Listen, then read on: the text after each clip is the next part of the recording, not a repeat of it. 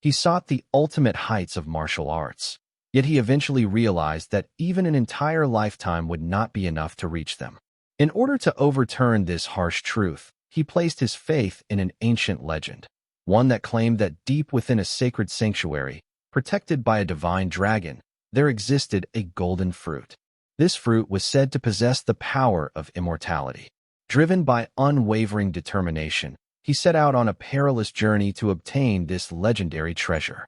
After enduring countless hardships, he finally confronted the divine dragon and, through that encounter, confirmed that the golden fruit truly existed, the fabled fruit of immortality. At last, he approached the sacred tree bearing the golden fruit and grasped it, declaring that with this power, he could continue pursuing the ultimate heights of martial arts. Without hesitation, he consumed the fruit, and his body was instantly overwhelmed by a powerful surge of energy. His name was Gilfas Eldragon, the man hailed as the strongest in the world. Several decades later, Gilfas lay on his deathbed as his son and grandson came to see him for the final time. The one standing by his side was Gilliam, the first son of the Eldragon family. Gilfas slowly opened his eyes. In his heart, Gilfas reflected that, in the end, the legends he once believed in could not be passed on. Still, he felt fortunate to have been blessed with a loving wife and devoted children, and had no regrets. Yet, that was far from the truth. In reality, he carried countless regrets. He admitted that if he had been given more time, he would have reached the martial arts peak that still eluded him. With those final thoughts, Gilfas passed away, causing Gilliam to cry out in grief. Gilfas' life came to an end, or so it seemed. The very next moment, Gilfas found himself opening his eyes as a baby. Confused, he wondered if he had merely been sleeping. As he looked at the wall, he recognized the familiar wallpaper of the annex. Not only that, but his body felt incredibly light. When he examined his hands, he was stunned to see that they were those of an infant. Realizing that he had been reborn as a baby left him in complete shock. Even under such an overwhelming situation, Gilfas maintained his composure and calmly began to think. For someone of his level, who had reached the 10-star realm, to be involved in such a bizarre phenomenon without sensing it beforehand was completely unnatural. He questioned who could have done this and how it was possible. Then, his thoughts returned to the battle against the divine dragon and the moment he consumed the golden fruit. At last, he understood that the fruit's true effect was not immortality, but reincarnation. This realization filled him with delight.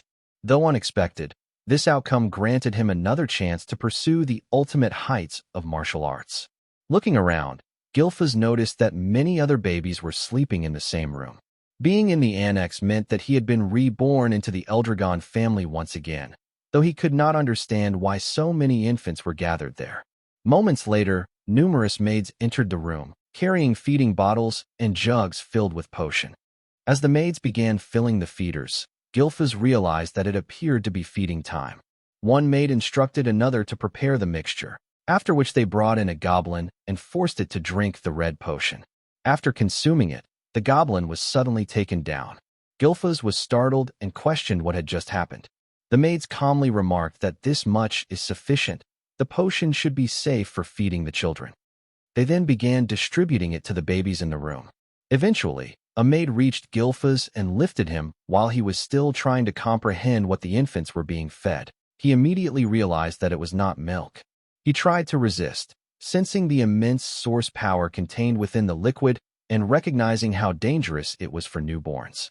However, unable to overcome a baby's natural instincts, he began drinking it regardless. Gilfas was startled, having momentarily forgotten his current condition.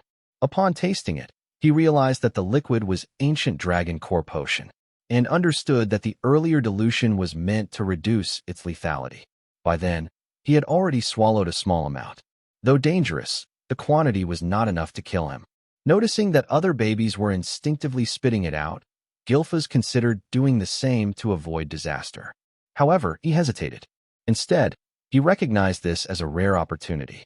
If he could absorb all of this source power, he might surpass even his former self and finally reach the ultimate heights of martial arts.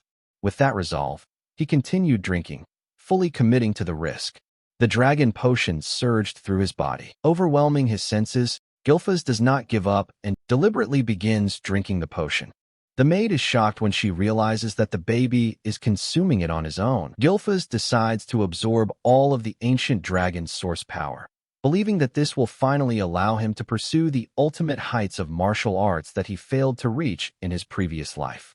Unlike before, the ancient dragon's source power is absorbed with surprising ease. Finding this outcome ideal, Gilfas continues drinking until none of it remains. Once he finishes, the maid gently places him back onto the bed. Somehow, Gilfas manages to endure the process, and the other babies appear to have survived as well. This leads Gilfas to remark that a baby's survival instinct should never be underestimated. Shortly after, overcome by fatigue, Gilfas slowly fell asleep. 7 years later, Gilfas is seen performing handstand push-ups. After completing 100 repetitions, he releases a large stone he had been gripping with his feet and tosses it into the air before smoothly standing upright. After only 7 years of training, Gilfas is highly satisfied with the remarkable physique he has developed, thanks to the ancient dragon's potion. The former head of the Eldragon family, Gilfas, is now known as Zeke Eldragon. All living beings possess source power, and the ancient dragon's potion that Zeke and the other children were made to consume contained an immense concentration of it. As a result, the babies who drank it, to varying degrees, developed bodies far stronger than those of ordinary people. When combined with the source power of the divine dragon that Gilfas defeated in his previous life, which still resides within him, Zeke, who was the only baby to fully absorb the ancient dragon's source power, underwent changes that surprised even himself. However, after cultivating for some time, Zeke remains dissatisfied, as he has only reached the 1-star level. In his view, the situation is unacceptable, as by now he should have achieved at least 4 stars. Stars represent one's source power compressed to its limit, with the body regarded as a universe in which these stars float. The greater the number of stars, the stronger the individual becomes, though each additional star is increasingly difficult to form. In his previous life, Zeke, then known as Gilfas, had reached an unprecedented 10 stars, making him a unique existence in the world. Gazing at the distant mountains, Zeke reflects on how quickly time has passed. 7 years have gone by since his rebirth as an illegitimate child of the current head of the Eldragon family. His mother has already passed away, and his father has never once appeared before him. This leads Zeke to question the family head's qualities as a father. More than that, he is astonished by the fact that he has been reborn 1,000 years into the future. Reincarnation alone would have been shocking, but awakening a millennium later reveals that the world has transformed into a harsh realm governed by extreme survival of the fittest. A clear example of this is the practice of making infants consume ancient dragon's potion, a test known as the dragon trial. Only the babies who survive this trial are meant to receive education as Eldragon warriors, or so it is supposed to be. Lost in these thoughts, Zeke notices a maid standing nearby, though she never provides answers to any meaningful questions. For 7 years, not a single instructor has come to train him. Finding this situation strange, Zeke confronts the maid, pointing out that those who pass the dragon trial are meant to receive combat training, yet he has only ever been attended by maids. The maid calmly asks if there is a problem. Zeke responds that he is not troubled, explaining that physical conditioning is currently more important to him than combat instruction, and that he can manage that aspect on his own. However, he adds that he would at least like some information about the other children or the main family. The maid replies that she is not permitted to answer such questions. Zeke insists that he is merely asking about family matters, but the maid continues to refuse. Growing irritated, Zeke releases a hint of his immense energy and asks if that is truly all she is capable of saying. Nevertheless, it has no effect, and the maid repeats once more that she is not allowed to provide any information. Zeke comments that his treatment has been somewhat harsh, to which the maid replies that they have only been ordered to attend to Zeke's daily needs.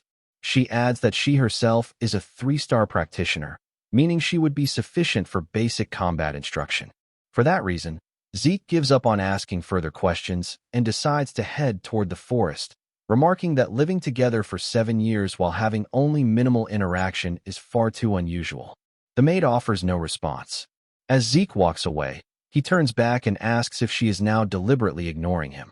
Zeke enters the forest and cuts some poisonous grass, eating it while commenting that it is still disgusting and unpleasant, though he considers it part of his training. Although he maintains his patience, he has been continuously sensing a gaze following him, and he truly wishes something could be done about it. Soon after, Zeke sighs, saying that he did not expect them to reveal themselves over something so trivial, and tells the spy that if they have something to say, they should come out openly. As he searches for the hidden observer, Zeke instead notices an enraged boar surrounded by dense black mist, something he realizes did not exist 1,000 years ago. Wondering what kind of creature it is, Zeke watches as the boar senses him and charges forward. Zeke smiles at the sight, effortlessly dodging the boar's attack before striking it with a single punch and taking it down. He is surprised to find that even a light blow against a creature at the same one-star level produces such overwhelming power. This pleases Zeke, as the quality of one's stars is extremely important. Afterward, he lifts the boar and begins leaving the forest, pondering whether he should set out on a journey since he is growing weary of being neglected. If he ever decides to leave, he concludes that the sea would be his destination. The scene then shifts to the martial artist who had been spying on Zeke. He is deeply confused, as Zeke manifested a star without any instruction and defeated an enraged boar in a single strike. Even more troubling is the fact that Zeke noticed his concealed presence. Taking everything into account, the man realizes that Zeke is far from ordinary. His mother died young, his father shows no interest in him, and there is no possible way the child could have received proper training. However, because the blood of the family head flows within Zeke, he is not permitted to leave the family and must remain under constant surveillance. Sitting beside a tree, the brown-haired man remarks that although Zeke is illegitimate, he still carries the head's bloodline, making the situation quite intriguing for the future. With that thought, the man disappears. Zeke soon returns home, where he notices 3 4-star fighters and 1 5-star warrior waiting inside. This immediately makes him wonder what people of such caliber could want. Curious, Zeke secretly listens in on their conversation. The fighters are speaking with their captain about how clean the countryside air is and how there are no nearby rifts, suggesting that there is likely little chaos in the area. Zeke determines that they do not appear hostile and therefore are not here for an assassination. With that in mind, he steps into the room and asks them directly what business they have. The fighters, who appear to be soldiers, immediately salute and bow upon seeing him. They introduce themselves, stating that this is their first meeting and that they have come to escort Zeke to take an examination. Hearing this, Zeke is taken completely by surprise and replies that he has not been taught anything at all. After arriving at the academy, Zeke stands in front of the academy building, remarking that he never thought he would return to the main estate. Shortly afterward, he was brought back by messengers from the main house, though not to live there permanently. The servants have Zeke change into the academy's uniform, as entry onto the grounds is not permitted otherwise. Over the past 1,000 years, the Eldragon family has established a dedicated educational institution, and all children born into the family aim to enter this dragon's nest, receiving education within their respective homes until the age of 7. Today marks the entrance examination. However, Zeke has not been taught anything at all. Even so, taking the examination is mandatory, which is why he was brought all the way from the frontier. Zeke sits by the street, reflecting on how all of his preparations to leave that house amounted to nothing once they forcibly sent him to the academy. Seeing Zeke in this state, Ringis, a boy from Ordscale village, approaches him and asks if he is all right or facing any trouble. Slightly startled, Zeke turns and asks who he is, prompting Ringis to introduce himself and explain that Zeke looked distressed. Zeke senses the inner energy flowing through Ringis and comments that while it seems timid, it is surprisingly perceptive. Standing up, Zeke apologizes and introduces himself in return. He then admits that he is confused about what they are expected to do during the examination. Ringis, who appears introverted and nervous, explains that the test content does not change from year to year and generally remains the same. Zeke denies having any knowledge of the test, stating that he truly does not know what it involves. Hearing Zeke's admission, Ringis becomes visibly shocked and worries that Zeke may not be all right, as participating in the examination without knowing its contents seems extremely reckless. Just as Ringiz is about to explain the test, Retin, also from Ordscale Village, interrupts, calling Ringiz a weakling. Startled, Ringiz turns around in fear. Retin continues mocking him, asking why someone as weak as Ringiz is even here and suggesting that he may have lost his way home. Ringiz tries to respond, stating that he is here for the dragon's nest examination, but Retin cuts him off, sneering that there is no way Ringiz could ever be accepted. Retin then smirks and reveals that Ringiz's father is a pseudo-dragon, using this fact to further belittle him. Zeke notices Ringiz trembling under the ridicule. Within the Eldragon family, a strict hierarchy exists under an absolute monarch. At the top are novice whelp dragons, followed by regular soldier child dragons, captain-level adult dragons, executive-level elder dragons, and finally, at the very bottom, pseudo-dragons.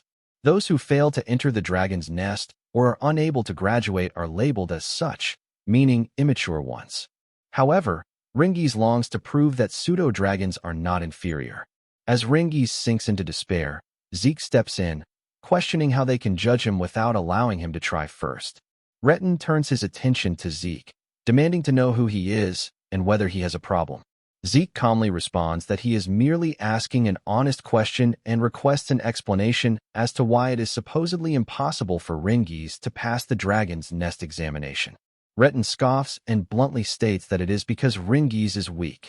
Zeke looks at Ringiz, releases a faint aura, and remarks that Ringiz is likely far stronger than Retin and his companions. This statement infuriates them, as they cannot tolerate being called weak themselves. However, before the argument can escalate further, one of the guards arrives and calls for the attention of all examinees. The adult dragon examiner announces that the dragon's nest entrance examination is about to begin and instructs all applicants to register in order before proceeding quickly with their numbered tags. Hearing the announcement, Retin decides to leave, planning to cause trouble for Zeke later. Zeke lets out a sigh, remarking that Retin did not need to get that angry, and comments that young people these days are far too short-tempered. Hearing this, Ringiz responds in confusion, pointing out that they are all the same age and that anyone would be upset after being told that Ringiz was stronger. Zeke replies that since the examination is mandatory, declaring something impossible without even testing it is unreasonable. Ringiz then reveals that examinees are actually allowed to withdraw.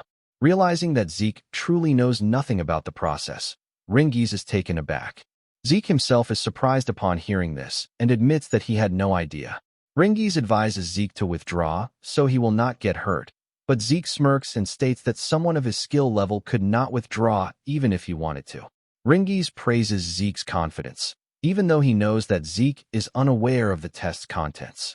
Zeke urges them to hurry, warning that the test will soon begin.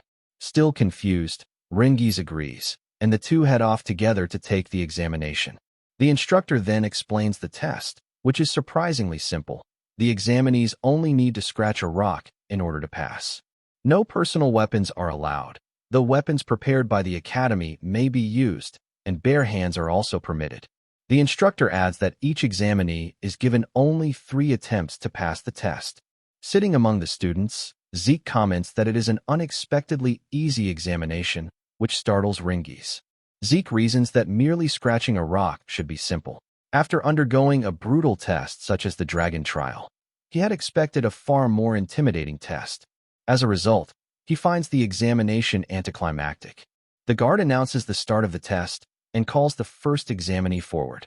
The student swings a sword with all his strength and strikes the rock, but in the next instant, his arm is severely injured, shocking Zeke. The student collapses to the ground in pain. The inspector declares the first attempt a failure and, with 2 attempts remaining, asks if the student wishes to try again. The student refuses, and the attempt is officially marked as abandoned. The instructor calls for the next examinee to step forward. This scene infuriates Zeke, and he asks Ringiz what kind of rock it is. Ringiz explains that it is called a regeneration stone, a material that instantly repairs even minor scratches. Additionally, when struck with brute force, it reflects the attack back at hundreds of times its original power. Hearing this, Zeke remarks that such a material is absurd. Ringies adds that if one properly circulates source power throughout the body before attacking, the stone can be scratched safely. From this explanation, Zeke concludes that the ability to control source power is more important than the quality of one's martial techniques. Observing the examinees, Zeke estimates that quite a few will manage to pass the test, including Retin and his companions. The examination continues, but students fail one after another. Eventually, the number called is 315, Zeke's number. Ringies grows extremely anxious and once again suggests that Zeke withdraw, but Zeke calmly steps forward, telling Ringies not to worry. As Zeke approaches the stone, the instructor looks at him closely and senses an extraordinary presence radiating from his body. Zeke informs the inspector that he will not be using a weapon, as he believes it will not be necessary and that his fists are sufficient. The surrounding students are shocked to learn that Zeke intends to fight barehanded. They whisper among themselves, claiming that even if Zeke is skilled at manipulating source power, there is no way he could leave a scratch on the stone without a weapon. Many of them speculate that his entire arm could be severely injured. Hearing these comments, Ringies becomes extremely worried, thinking that this outcome was inevitable and that perhaps he should have tried harder to stop Zeke. As the instructor signals the start of the test, Zeke studies the rock carefully. He realizes that it is a mineral he has never seen in his previous life, but he assumes it must be a product of the 1,000 years that have passed. Many things in this era are unfamiliar to him, yet he decides that it does not matter. Zeke then channels all of his energy into his fist, preparing to strike. Ringies, filled with anxiety, shouts Zeke's name, hoping to stop him. Ignoring the warning, Zeke wears a battle-driven smile and punches the rock, believing that this is the moment to unleash his full power in his current body. Zeke activates the first form of the Dragon Destruction combat arts, Burst Strike, and shatters the rock completely. Dust explodes outward, reaching Ringies and the surrounding students. Even the instructor is left in awe by the sight. Zeke smiles and comments that the technique was still slightly too advanced for his present state, as his hand suffers an injury, making him realize that he still requires much more training. The students stand frozen in silence, staring in disbelief with their mouths wide open. Retin clicks his tongue in frustration after witnessing the shattered stone, while a female student watches Zeke with clear interest. Among them all, Ringies is the most stunned. The instructor finds the situation unbelievable. The regeneration stone has completely disappeared, something that should only be possible for someone at 4-star level or higher. There is simply no way a child should be capable of such a feat. Even so, the instructor acknowledges that although Zeke is an illegitimate child, he truly carries the bloodline of the family head. Moreover, the technique Zeke used feels strangely familiar, as if the instructor has seen it somewhere before. Zeke then turns toward the examiner and calmly asks about his test results. The instructor announces that Zeke has passed the examination, and another soldier steps forward to hand him a potion. Confused, Zeke asks what it is, but the soldier does not respond. Instead, the instructor urges the soldier to hurry and clear the area. After leaving, Zeke vents his frustration, shouting that people in this era are excessively prickly and lack composure.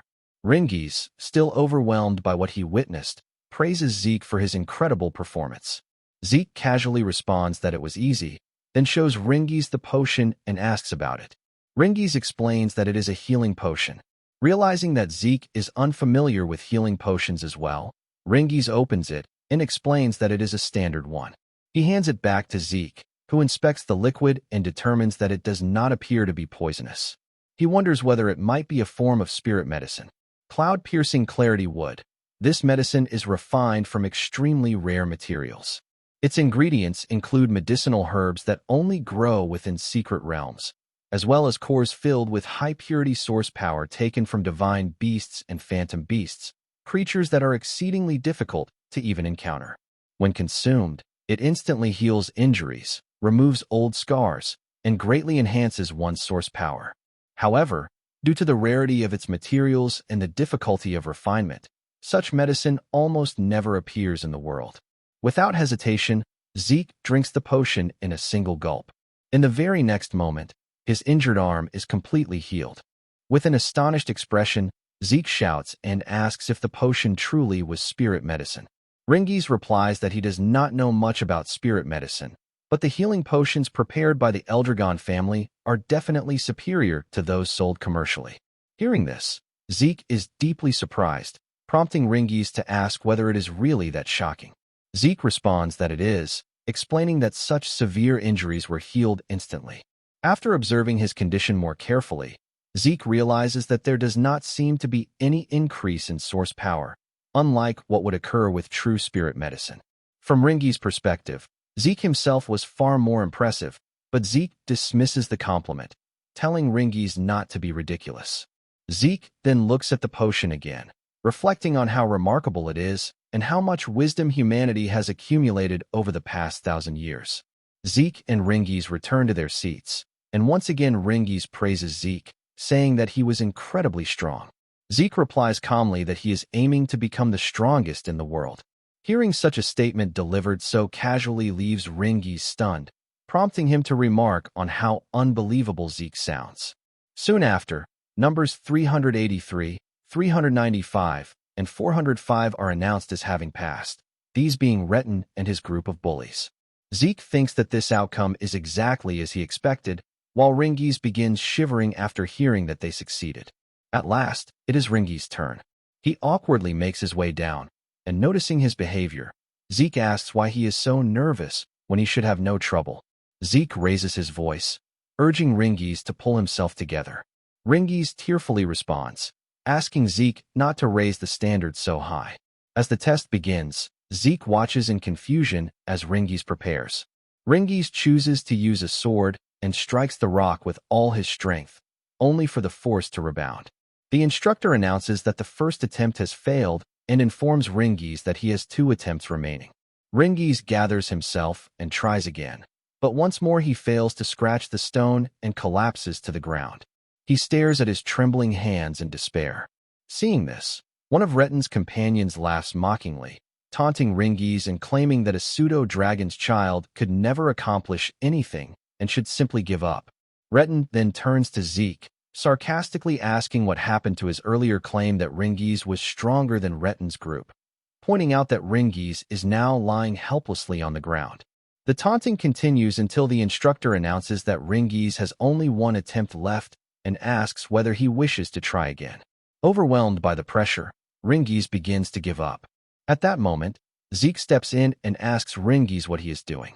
Zeke walks down to the testing area and questions why Ringies is using a sword instead of a spear. Ringies, confused, asks what Zeke means. Zeke clarifies that he means exactly what he said and questions why Ringies would choose an unsuitable weapon without any plan. Zeke continues, stating that in Ringies' current condition, no matter how hard he tries, he will never manage to scratch the stone with a sword. Hearing this, the surrounding students burst into laughter, calling Zeke foolish and pointing out that Ringies' father does not use spears and taught him swordsmanship instead. They continue mocking Ringies, insisting that changing weapons will not alter the result. Zeke then turns to the examiner and asks whether changing weapons in the middle of the test is permitted. The examiner replies that it is allowed. Zeke smiles at Ringies and says that this means Ringies can change his weapon. He then asks whether Ringies intends to leave things as they are or stand up and try again. Encouraged by Zeke's words, Ringies becomes determined and rises to his feet, declaring that he will attempt the test again, this time using a spear. Ringies' father was unable to enter the dragon's nest. As a result, he was labeled a pseudo-dragon and ridiculed by others. Even so, Ringies' father did not become bitter and instead raised his son with care and dignity. The Ringies that his father raised is not fake. Today, here and now, Ringies will prove that. If Ringies were to try again with the sword, the result would be the same. Because of this, and choosing the best possible course of action, Ringies decides to trust Zeke, even though he has no idea how to properly use a spear. Seeing Ringies hesitate, Zeke instructs him to simply thrust forward without overthinking anything. He tells him that all he needs to do is thrust straight ahead. Logically speaking, merely thrusting forward with a spear Ringies has never used before should not be enough to scratch the regeneration stone. However, Ringies recalls Zeke's words, that there is no way to know the outcome without trying. He only met Zeke today, and although it may seem strange, Zeke believed in Ringies, so Ringies decides to believe in himself as well. When Ringies used a sword in the past, his source power never flowed this freely through his body. Gathering his resolve, Ringies thrusts the spear forward with all his strength. Before Retin and his companions can even see whether it worked, they burst into loud laughter, claiming that they already warned him that changing weapons would not make a difference. But this time, it is different. Ringies realizes that the spear feels as though it has been part of his body from the very beginning. He continues thrusting the spear forward, shocking Retin and his group of bullies, and astonishing even the instructors. It turns out that Ringies is not merely scratching the stone, he is breaking straight through the stone. Witnessing this, Zeke begins clapping and congratulates Ringies. Still dazed, Ringies asks what he just did, and in the next moment, the instructor announces that Ringies has passed the examination. Confused at first, Ringies struggles to process the words, until Zeke rushes forward and hugs him like a close friend, happily confirming that he succeeded just as Zeke expected. Realizing the truth, Ringies is overwhelmed with joy, bursting into tears as he hugs Zeke back and shouts that he truly passed. Retin and his friends grow anxious and frustrated upon seeing this, insisting that it must have been nothing more than coincidence. The instructor then loudly concludes the examination and announces the beginning of the entrance ceremony. Hearing this, Zeke is once again confused, surprised that it is already time for the ceremony, and asks Ringies whether that is all for the test. Ringies confirms this, adding that there may be additional tests after they officially enter.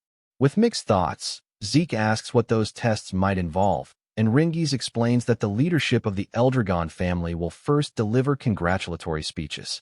At that moment, a group of soldiers arrives, among them a man emitting the most terrifying aura of all. Noticing this, Zeke asks about the gloomy-looking man, which immediately makes Ringies pale with fear. Ringies hurriedly tells Zeke that the man is the head of the Eldragon family. Hearing this, Zeke openly complains that he does not like the man's face and remarks that he should be more cheerful, saying that even ice would feel warmer than that expression. The moment Zeke says this, Ringies quickly covers Zeke's mouth, trembling as he desperately tells him to stay quiet. After being urged repeatedly, Zeke agrees to remain silent, though he continues glaring at the family head. As Zeke observes, he evaluates the current strength of the Eldragon family, noting the presence of several 7-star practitioners and a considerable number of 6-star warriors.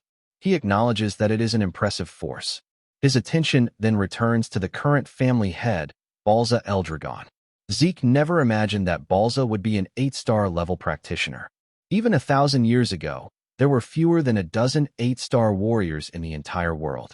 Though Zeke does not fully understand this era, he still finds that he strongly dislikes Balza, especially considering that Balza is his biological father.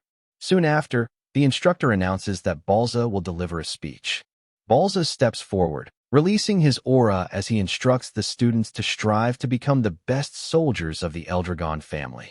After finishing his words, Balza releases his chi toward the students, making it difficult for them to breathe.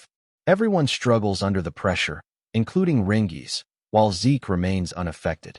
The overwhelming force presses down on the crowd as Zeke stares at Balza, sensing a deep and unfamiliar resentment within himself. Zeke does not know why, but he truly cannot bring himself to like Balza at all. After Balza leaves, a golden-haired warrior steps forward with a cheerful laugh, commenting that Balza's speech was brief. He then tells the students that the family head has high expectations for them. Zeke glares at the golden-haired man, wondering who he is.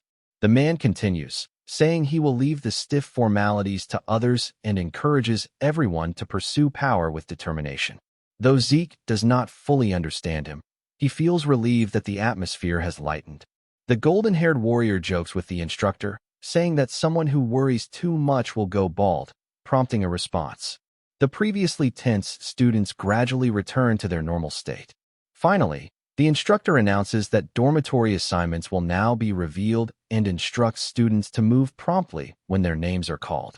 Hearing this, Zeke asks Ringies whether they will be assigned together. Ringies explains that there are 4 dragons' nests, and students are divided among the east, west, south, and north halls. Zeke understands and soon hears his name called. He stands up, bids Ringy's farewell, and receives a map to his assigned room before heading to the East Hall of the Dragon's Nest. However, after 1,000 years, the layout has changed significantly, and Zeke soon finds himself lost. After wandering for a while, he finally locates his room, realizing that he arrived late and that his roommate is likely already inside. Zeke opens the door and apologizes for being late, introducing himself and stating that they will be sharing the room from now on. The one who turns out to be Zeke's roommate is none other than Ringy's. Zeke smiles and comments that it seems they truly share quite a connection. Ringy's agrees, admitting that he had been feeling anxious about being alone, so this arrangement is a relief. Sitting down on the bed, Zeke asks if there are no more plans for the day. Ringy's confirms that this is correct and informs Zeke that training will begin immediately starting tomorrow. Zeke responds in confusion, saying, "That's right." Hearing this, Ringy's realizes that Zeke was not paying attention to what the instructor had said earlier. Zeke gives a thumbs up and casually brags that he was not listening at all. Ringy's replies that this is not something to brag about. Ringy's then continues, saying that they should go to sleep early because training starts right away the next day. Zeke reflects that he originally planned to escape from that boring household and go on a journey. However, after witnessing the regeneration stone and the medicine, along with many other interesting things during the entrance examination, a lot has changed. To understand how the world has evolved over the past 1,000 years, Zeke concludes that staying with the Eldragon family for a while may not be such a bad idea. After 1 month passes, all the students are undergoing physical training while carrying heavy weights. Many of them are crying as they struggle under the burden. The instructor motivates them by explaining that the dragon's breath he taught them is a powerful breathing technique created by the 15th head of the Eldragon family. Because of this, all students must master it perfectly so they can use it in any situation. Even Ringy's is pushing himself to his limits, sweating heavily as he continues holding the weights. The instructor then notices that some students have already mastered Dragon's Breath. Among them is Likia, whose source power is slightly overflowing, proving that she is close to reaching the 2-star level. At the same time, the instructor turns his gaze toward Zeke, confused by what he is witnessing. Zeke is not only holding the assigned weight with ease, but is also lifting large rocks effortlessly. The instructor thinks to himself that Zeke must certainly belong to the head's bloodline, yet it makes no sense. Zeke should have had no instructors and no prior training, and still he performs so well. Meanwhile, Zeke himself is surprised to realize that his breathing technique, Dragon King's Breath, has been refined and passed down as Dragon's Breath. Breathing techniques are methods of absorbing atmospheric source power into the body and circulating it to strengthen one's own source power. What determines their efficiency is the user's skill and ingenuity. For this reason, prestigious families develop their own unique methods, and once perfected, these techniques are guarded as closely held secrets. Dragon's Breath is certainly safe and easy to master, but because it can only be used while resting, Zeke finds it unnecessary for himself. Gilfa's Eldragon's secret technique, Dragon King's Breath, is the only breathing method that allows manipulation of source power without disrupting breathing, even while moving. Its effects are tremendous, but very few people could inherit it due to its extreme difficulty. That is why the technique was deliberately simplified, allowing everyone to use it and thereby increase the overall strength of the family. Zeke is deeply moved by this realization, as he never imagined that his technique would survive into the future in such a transformed state. He begins to wonder whether other martial arts have also changed over the past 1,000 years. The thought excites him, and he cannot wait to find out. All the while, Leica silently watches Zeke from a distance. Eventually, lunchtime arrives. Most of the students are so exhausted that they barely have the strength to hold their spoons, yet they all glare at Zeke, who is eating his meal without any trouble. While eating, Zeke asks Ringy's what is wrong and why he seems so down. He then tells Ringy's that he will never gain strength if he does not eat properly. Ringy's asks how Zeke can still be so energetic, commenting that Zeke's stamina is abnormal. Zeke replies that it is not his stamina that is strange, but rather that everyone else lacks stamina, and that they need to eat more and train harder. Zeke then offers a portion of his food to Ringy's. Nervously, Ringy's declines, replying that he will eat on his own. Zeke then looks toward Retin, who is sitting nearby and eating, and thinks that some people are clearly well-trained. Suddenly, Laika approaches Zeke and compliments him, saying that he is amazing. Zeke looks at her and asks who she is. Hearing this, Ringies and whispers to Zeke, asking if he truly does not know her. Ringies then reveals that she is the daughter of the family head. Zeke responds that he does not know her at all. Ringies continues whispering, saying that it cannot be true, and explains that she is one of the candidates to become the next head of the Eldragon family. Ringies is completely shocked and quickly tells Zeke that she is not someone they should normally be speaking to so casually. Hearing this, Zeke calmly reveals that he is also the head's son, although illegitimate. Ringies becomes extremely confused upon hearing this, and Laika asks if it is truly true that Zeke is the head's illegitimate child. Zeke responds by asking why he would lie about something like that. Laika then asks how Zeke was strong enough to shatter the regeneration stone with his bare hands, stating that there is no way a mere illegitimate child with no backing could achieve such a feat. While continuing to eat, Zeke casually replies that it is simply because he is who he is, then tells Ringies to stop spacing out and focus on eating. Laika suddenly smiles brightly, claiming that Zeke is truly interesting. She then sits beside him and boldly suggests that Zeke should serve under her. Confused, Zeke asks what she means by that. So Laika explains that she is asking him to become her subordinate. She says that she would provide support to an illegitimate child who needs allies, meaning that she would use his strength to help herself become the family head. She also promises that she would treat him well after she assumes the position. Hearing this, Zeke immediately declines. This causes Laika to ask for his reason, and she then releases her energy, questioning whether Zeke is aiming for the position of family head himself. Zeke observes Laika and realizes that she is on the verge of reaching the 2-star level, already able to emit aura outside her body. Considering her age, he finds her impressive. However, he tells her to do whatever she wants, as he has no interest in becoming the head or involving himself in family politics. Zeke genuinely has no interest in family matters. Hearing this response, Laika asks why he still refuses to join her. This angers Zeke, and he presses his knife into the table near her hand while releasing his aura, declaring that he will never serve under anyone because he is the strongest. Laika is deeply shocked, realizing that she has been completely overwhelmed by Zeke's presence. Ringies becomes terrified upon seeing Laika's reaction and hurriedly asks them both to calm down. However, Laika is now furious and decides to force Zeke into submission, declaring that she will fight him. Ringies starts trembling in fear upon hearing this. Zeke, meanwhile, calmly continues eating and looks at her. The scene then shifts to the hallway, where students are gathering and heading toward the training grounds. Word has spread that a duel involving the younger generation is about to take place, and the challenger is Laika from the Typhoon family. Although the students do not know the exact reason, none of them want to miss it. As they arrive at the training grounds to spectate, many of them wonder who Zeke is, as they have never seen him before. Meanwhile, Zeke comments that the situation has become quite serious. Ringies stammers nervously, asking Zeke if he is truly fine, given that his opponent is Laika. Zeke responds that Ringies claims not to know her, and more importantly, he asks why Ringies suddenly switched to formal speech. Ringies, visibly shaken, replies that of course he would speak formally, since Zeke is the head son. Zeke and tells Ringies to do whatever he likes. More urgently, Ringies pleads with Zeke to reconsider, explaining that his opponent is Laika, the daughter of the current head, Balza. She also inherits the blood of the Typhoon family, one of the great families that support the Eldragon house.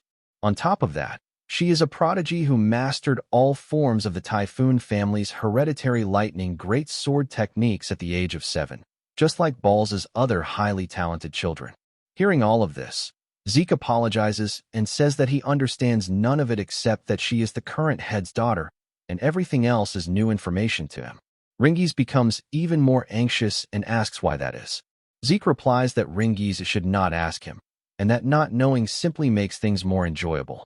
Zeke looks genuinely pleased and comments that this is very exciting. This only worries Ringies further, as he insists that no matter how strong Master Zeke may be, Laika is at a serious disadvantage, and he asks why Zeke would still accept the challenge. Zeke replies that when someone challenges him to a fight, He does not run away, especially since she already seems ready.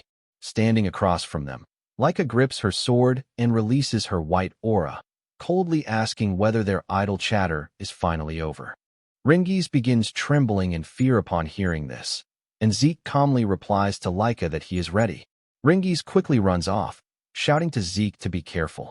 Zeke comments that it really depends on Laika, then turns to her and asks why she is so determined to challenge him. Standing firmly, Laika responds that she intends to become the head of the family, and to do so, she must make Zeke submit and join her. Zeke questions what she means and how that relates to her own position.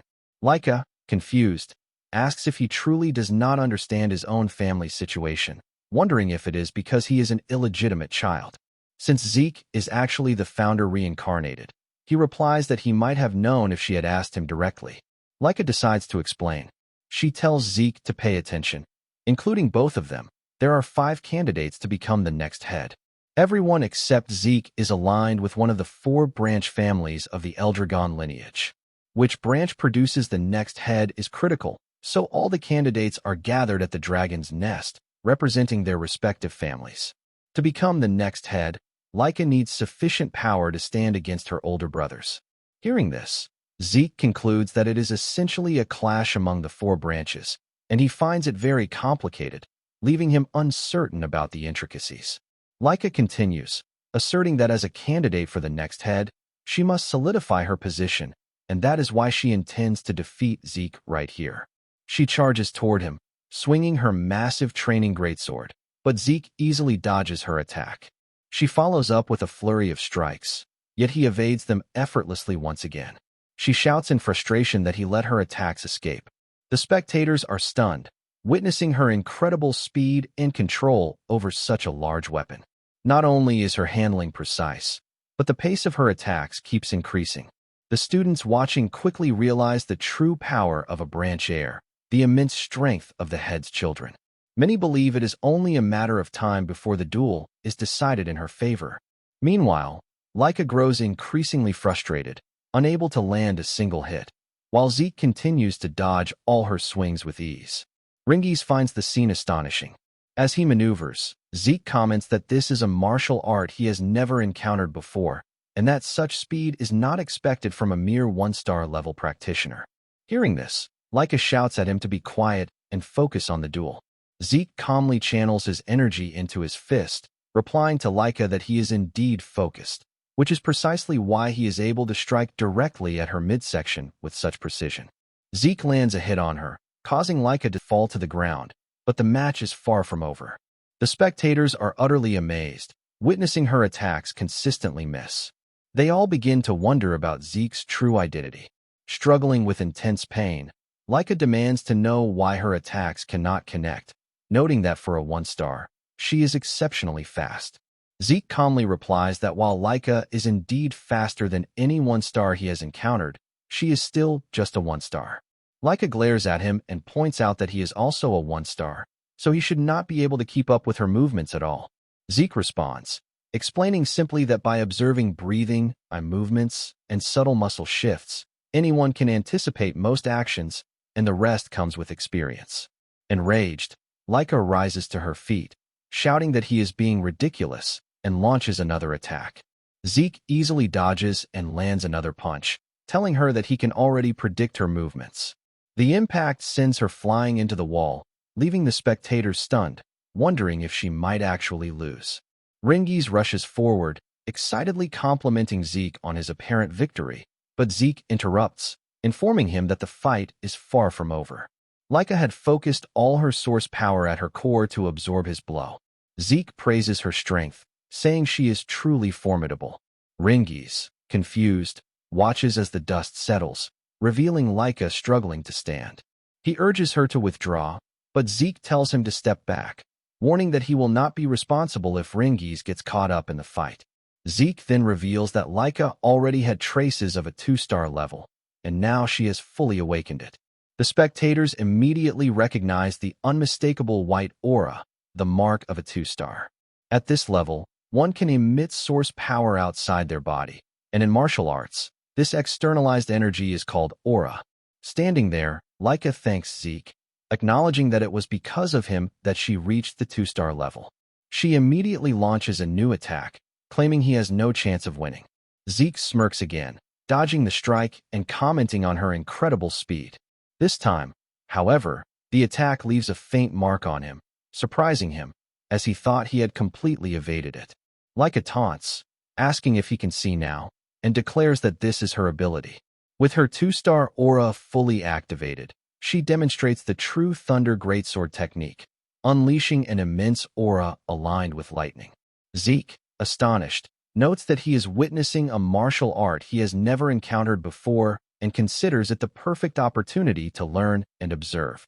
Even without physically touching Zeke, Laika is able to launch lightning at him, which surprises him greatly. He steps back, asking her to wait and inquiring what this is. With a pleased and amused expression, Zeke comments on the absurdity of her being able to manipulate lightning. Laika, undeterred, continues her assault, remarking that for someone saying that, he looks like he is thoroughly enjoying himself. She then unleashes a technique called Lightning Net. Zeke acknowledges that this is far beyond what he faced before, even for him. This lightning is now a significant challenge. The spectators, astonished, whisper among themselves, wondering what kind of battle this has become. Just the addition of 1 star has completely transformed the fight. Ringies grows extremely worried about Zeke.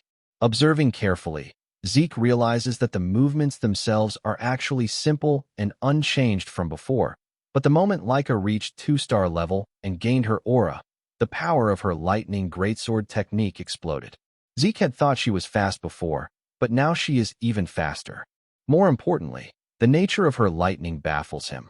Being able to cloak oneself in lightning is something he could theoretically counterattack, but he is intensely curious about the true essence of her power. The prospect of unraveling it makes him smile. Seeing his calm demeanor, Laika is impressed but also determined to wipe that smile off his face. Zeke lands on the ground, keeping his distance, but Laika uses her swift thunder technique and charges at him. He barely dodges, noting that the attack is like a lightning bolt, but the assault isn't over. He is slammed into the wall, sending dust flying everywhere. Ringies jumps from the 1st floor, while other students try to stop him. Surprisingly, Zeke is still unharmed. Laika then uses her lightning flash technique, which Zeke takes head-on. Ringies rushes forward, pleading with Laika to stop, fearing that any more attacks could kill Zeke. Laika refuses, arguing that stopping now would only insult Zeke. Zeke, once again, rises without counterattacking. Ringies shouts at him, begging him to surrender, and Laika adds her own urging, telling him to submit, noting that he is already in a terrible state.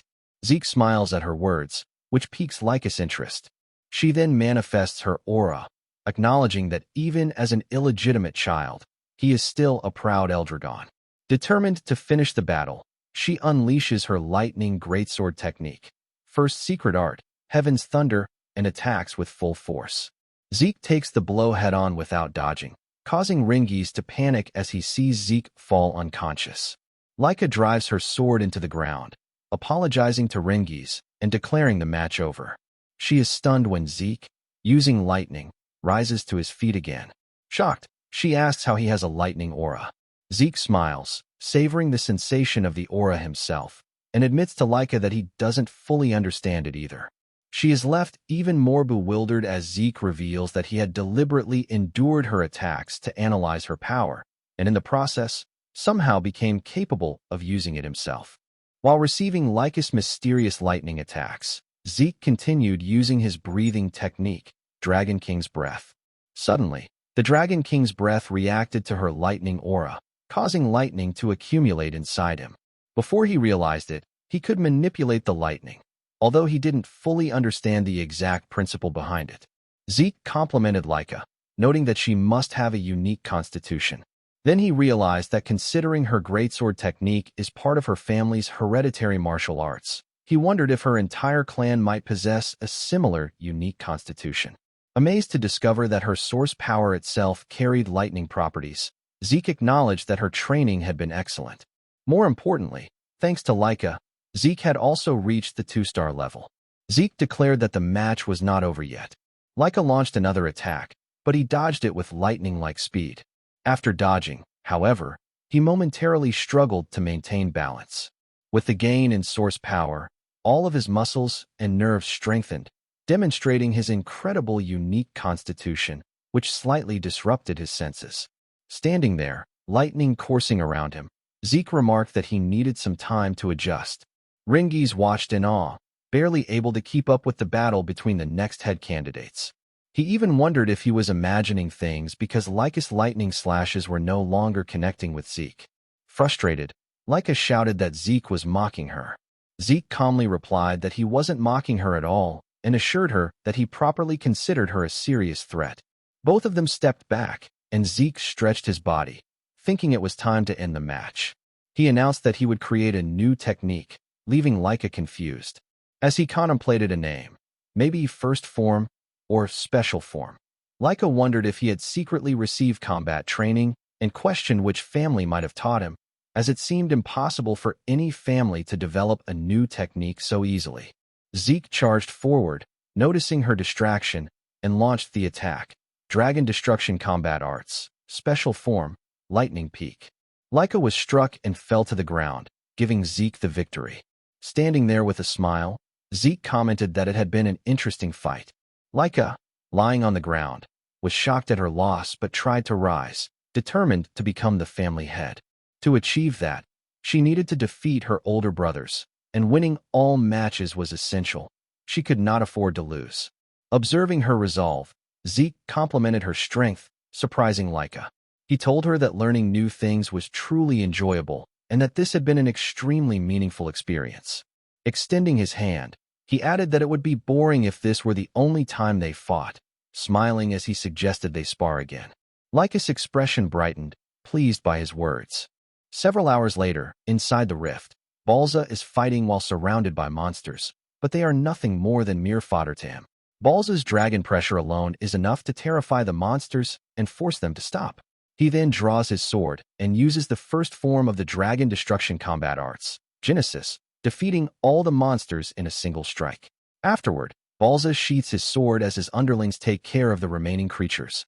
At that moment, one of the soldiers approaches Balza to report that Lyca has reached the 2-star level, but to Balza, it is nothing worth mentioning, even though reaching the 2-star level at her age could be considered a remarkable achievement. The soldier further informs him that, with Lyca's talent, by the time she graduates from Dragon's Nest, she will be at least at the 5-star level. However, talent does not impress Balza, so he tells the soldier to inform him only when she becomes useful and orders him to leave if he came to report something this trivial. As Balza begins to walk away, the soldier hurriedly informs him about Lyca's defeat. Balza is surprised to learn that she was defeated by Zeke, who is the same age as Lyca. He recalls Zeke's mother, who was also exceptionally talented in combat, yet had already passed away by the time Zeke was born. Balza then questions the soldier about who trained Zeke, but the soldier reveals that Zeke defeated Lyca without being taught by anyone and reached the 2-star level through his own power. Finding this intriguing, Balza orders the soldier to begin the first trial. The soldier is shocked and claims it is far too soon, as the students have only been learning combat for about a month, and most of them have not even reached the 1-star level yet. However, this does not matter to Balza, who believes that whether one has learned combat or not, death comes equally, and only the strong survive.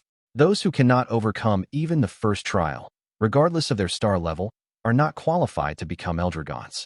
Despite his reluctance, the soldier accepts the order. Balza then commands him to summon Freya. Balza finds Zeke's ability to defeat Lyca through his own power extremely fascinating. He decides to assign Freya to oversee the content and supervision of the trial and instructs her to closely monitor everything during its execution. Zeke continues to capture Balza's interest. The next day, all the students are practicing at the training grounds. Ringies is also giving it his all, but everyone is stunned when they see Zeke training while holding numerous rocks and performing wall sits. Similar to Dragon's Breath, this is a technique created by the 15th head. Although it is referred to as a combat art, it is essentially a body enhancement technique, carefully designed so that even children can master it easily. Ringies interrupts Zeke's thoughts by asking a strange question, wondering if he is not going to train. Even though Zeke is clearly training, Ringies quickly corrects himself, explaining that he meant training in Strike Dragon combat arts. Ringies is shocked to discover that Zeke has already mastered it, even though he learned it only moments ago. Changing the subject, Zeke points out that Ringiz's source power flow is incorrect. He then puts down the rocks, asks Ringiz to turn around, and uses dragon arts to demonstrate the correct flow. Ringiz thanks him and, in amazement, comments that Zeke has truly mastered it. This surprises Zeke, as he realizes that Ringiz had been doubting him. Ringiz nervously apologizes, insisting that he did not mean it that way. He explains that this is the first time anyone other than his father has taught him, which makes him overly cautious. Ringiz then reveals that the reason he said that earlier was because he knew Zeke was already strong enough to defeat Laika, so he assumed Strike Dragon combat arts might feel simple or boring to him. Zeke denies this and explains that he is impressed by the stability of Strike Dragon combat arts. He mentions that Dragon Destruction combat arts were unpopular among his sons, who found them too complex and difficult. While Dragon Destruction combat arts are indeed complicated, they possess overwhelming power. The techniques progress from the first form to the second, third, and fourth forms, and beyond that, a special form born from the battle with Laika exists, along with a final form that possesses immense destructive power and once slew a divine dragon. Zeke also grows curious about how dragon techniques are currently handled, wondering if they have been modified as well. The thought excites him. Since he has already finished learning Strike Dragon combat arts, he continues training his body as usual. Zeke advises Ringiz that everyone learns at their own pace. Hearing this, Ringiz suddenly begs Zeke to train him, asking him to instruct him just like he did earlier. Although embarrassed, Ringiz admits that his desire to grow stronger is genuine. Zeke agrees to teach him, which leaves Ringiz confused as he asks if that is truly alright. Zeke wonders why Ringiz reacts that way, considering he was the one who asked. While they are chatting, Laika approaches and also asks Zeke to train her. Ringiz is surprised by this and asks if she really has no problem requesting Zeke's help. Although embarrassed, Laika admits that she once believed no one her age could defeat her, especially since she is a candidate for the next head. However, during their battle the previous day, Zeke completely overwhelmed her, manifested a lightning aura, and wielded it more effectively than she could. As a result, her pride was utterly shattered. Zeke asks Ringiz if the situation is his fault, but Laika interrupts, stating that she wants to grow strong enough to defeat Zeke's older brothers, and even Zeke himself. That is why she wants Zeke to train her. She asks worriedly if that is truly alright, since Zeke is also a candidate for head, which technically makes him her enemy. This reminds Ringiz that Zeke is indeed a head candidate as well. Even though Zeke is illegitimate, he is still the head's son. Zeke appears to be thinking deeply before informing Laika that he will train her, but he asks whether her body is truly fine, as those injuries should have left her immobile for an entire month. Laika replies that she used a healing potion, so there is no problem, and comments that Zeke worries about strange things. Zeke whispers to Ringiz about how incredibly effective the medicine must be, and Ringiz whispers back that if she is referring to the healing potion from the entrance exam, that one does not have such power. However, since she is Laika, she must have used proper medicine. Zeke remarks that it truly is an amazing era, as without those healing potions, Laika would have been unable to move for a month. This embarrasses Laika, and she quickly changes the subject by asking if he will really train her even though he also needs time for his own training. Zeke happily agrees to teach her, stating that he will not refuse young people with ambition. This leaves both Laika and Ringiz confused, since Zeke is the same age as them.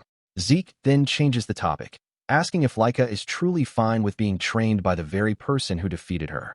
Laika responds that she does not care about that, as she cannot afford to be picky. If she wants to grow stronger and become the next head, she is willing to do anything. Zeke recalls that she previously said the same thing about becoming head and asks why she is so fixated on that goal. Laika explains that if she does not become the head, her only remaining option is marriage, a political marriage. At best, it would be with one of her cousins, and at worst, she would be forced to marry a complete stranger. This revelation makes Zeke extremely angry, but Laika insists that this is considered normal within the Eldragon, where bloodlines are highly valued, especially among the 4 branches whose source power is special.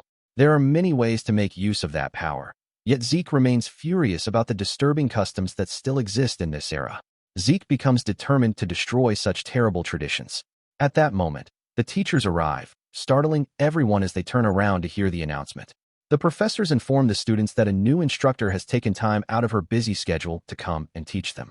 As the professor is about to introduce Freya, she suddenly approaches Laika, which terrifies her and causes her to immediately stumble backward. Freya compliments Laika's movements, while Ringiz clings to Zeke in fear. Zeke senses no presence at all, prompting Ringiz to ask about Freya. The professor then introduces her as their new instructor, Freya Feiwinkik of the Black Dragon Group. Freya greets everyone cheerfully and begins speaking with Zeke, but she is confused when she notices that he is not surprised by her appearance. Zeke comments that she is nothing particularly surprising, though he does note that she possesses an interesting technique. Seeing Zeke's eyes, Freya immediately understands why the head has taken such an interest in him. Zeke is impressed by her remarkable stealth technique, but more than that, he is curious about her martial arts. From what he can tell, Freya's source power is concentrated in her lower body, yet the flow pattern is something he has never seen before. He wonders if that is the reason there is no sound of footsteps even though she is wearing heels. This only heightens Zeke's excitement as he wonders what kind of martial arts she uses. Freya then addresses the students, announcing that she will be their new instructor. The students are pleased, realizing that a truly skilled expert has come to teach them. The professor adds that Freya is a 6-star practitioner belonging to the Black Dragon Group and instructs the students to learn as much as they can from her. This amazes the students even further, though Laika does not seem pleased at all. Freya states that she will teach everyone, but only if they pass her test. The students are shocked by the sudden announcement. Freya reassures them not to worry, explaining that it is an easy test.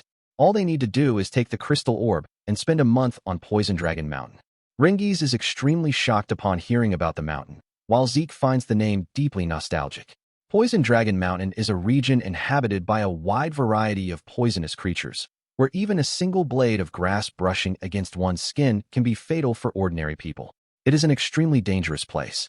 Zeke often used this mountain for training in his previous life, so he believes it is far too early for students who have not even reached the 1-star level.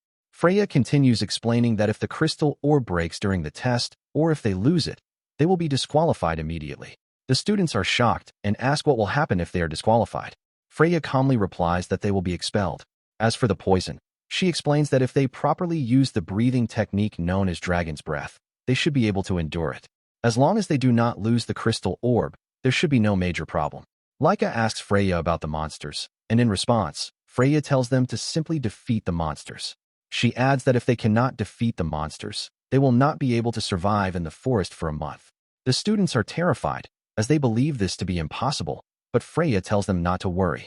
She explains that they have a full 5 days before the test, and during that time, they will choose and learn one of the Eldragon family's basic weapon arts. With those skills, fighting monsters will be much easier. However, Freya states that if they cannot master the weapon arts within 5 days, she will not be responsible for what happens afterward.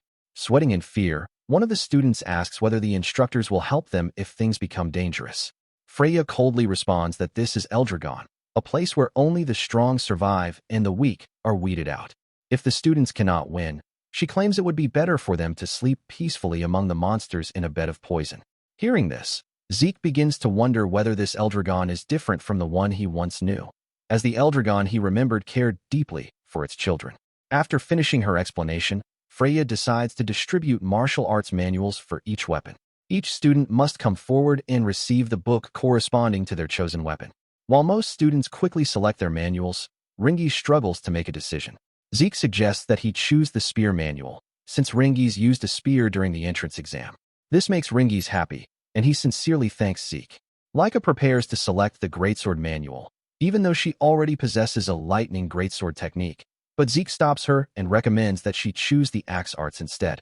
Laika asks for the reason, but Zeke simply explains that axe arts will help supplement what she is currently lacking. After that, Zeke leaves, happily thinking about selecting a certain manual for himself. Once everyone has received their manuals, Freya instructs the students to memorize them as if their lives depend on it. Otherwise, she warns, they will meet a miserable end. However, Freya neglects to mention that during the actual test, the seniors from the East Hall will be attempting to steal their crystal orbs. This revelation terrifies Ringies, while Zeke feels excited. Freya continues explaining that they will be taking the test alongside 10-year-old upperclassmen, whose objective is to steal their crystal orbs. Although the seniors are stronger, the younger students have greater numbers, which is an advantage. Additionally, Poison Dragon Mountain is vast, so there is a chance they may not even encounter the seniors. Freya then waves a white handkerchief and wishes them good luck, though the students feel anything but reassured. All the 10-year-old upperclassmen are at least at the 1-star level, and even Laika would struggle if attacked by a large group. As a result, most of the younger students would not survive such an encounter. Zeke agrees with this assessment and advises everyone to move in groups if they cannot manage alone. He explains that forming parties to prepare for encounters with upperclassmen is not forbidden, and when it comes to monster hunting, more help is always better. Hearing this, Ringies asks what Zeke plans to do. Zeke replies that he intends to enjoy the test alone, though both Laika and Ringies believe this to be impossible even for him. Ignoring their concerns, Zeke happily leaves to begin his training. 5 days later, all the students assemble at the entrance of the forest, and Freya appears before them. Ringies and Laika are nervous as the time for the test draws near.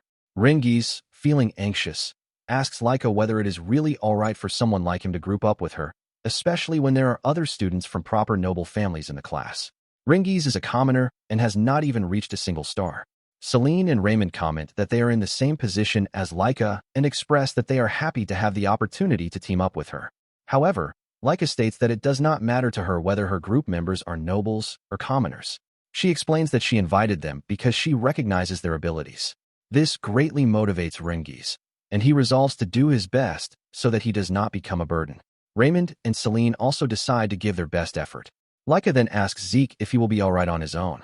Without showing even a trace of fear, Zeke confirms that he will be fine and says that he cannot wait for the test to begin. This prompts Celine and Raymond to comment on the head's bloodline, as they have been extremely nervous the entire time. Laika tells them not to lump her together with Zeke, explaining that she is also nervous. However, when it comes to Zeke, there is no reason for him to feel anxious. He believes that since Laika and other promising students are gathered together, everything will turn out fine. Although there are many reasons to be nervous, Zeke is an exception. He is impressed by how Laika successfully gathered the most promising students in the class.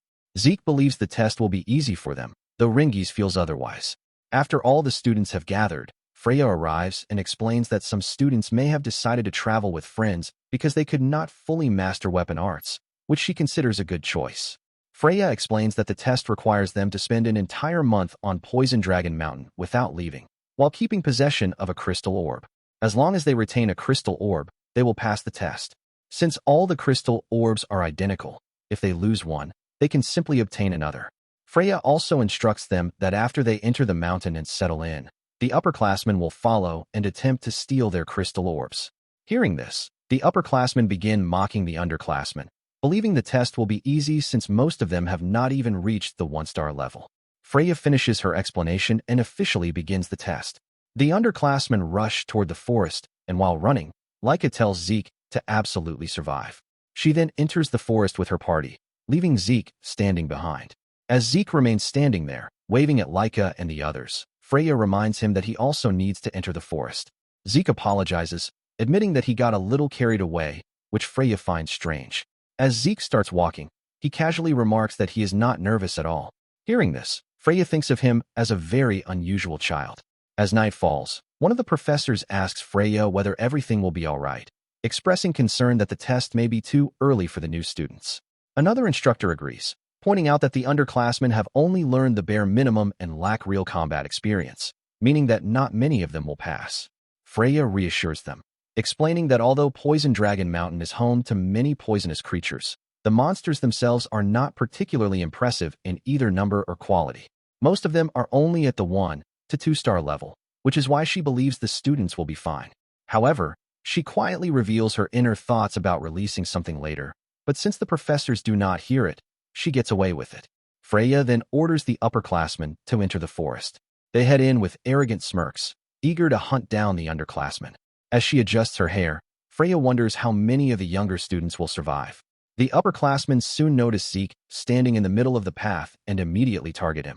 One of the upperclassmen girls attacks Zeke with a bow, but to everyone's shock, Zeke catches the arrow with his bare hand and breaks it, calmly stating that he has been waiting for them. The upperclassmen are left completely stunned by what they witness as Zeke charges toward them. While the day is still bright, Celine fights a monster with all her strength, but she is nearly struck when Raymond steps in, shields her, and defeats the monster. Meanwhile, Ringies also takes down a monster, and upon seeing their progress, Laika praises their efforts, noting that she herself has defeated even more monsters than they have. In response, Celine and Raymond compliment her, and Laika proudly boasts that as a 2-star, this is nothing for her.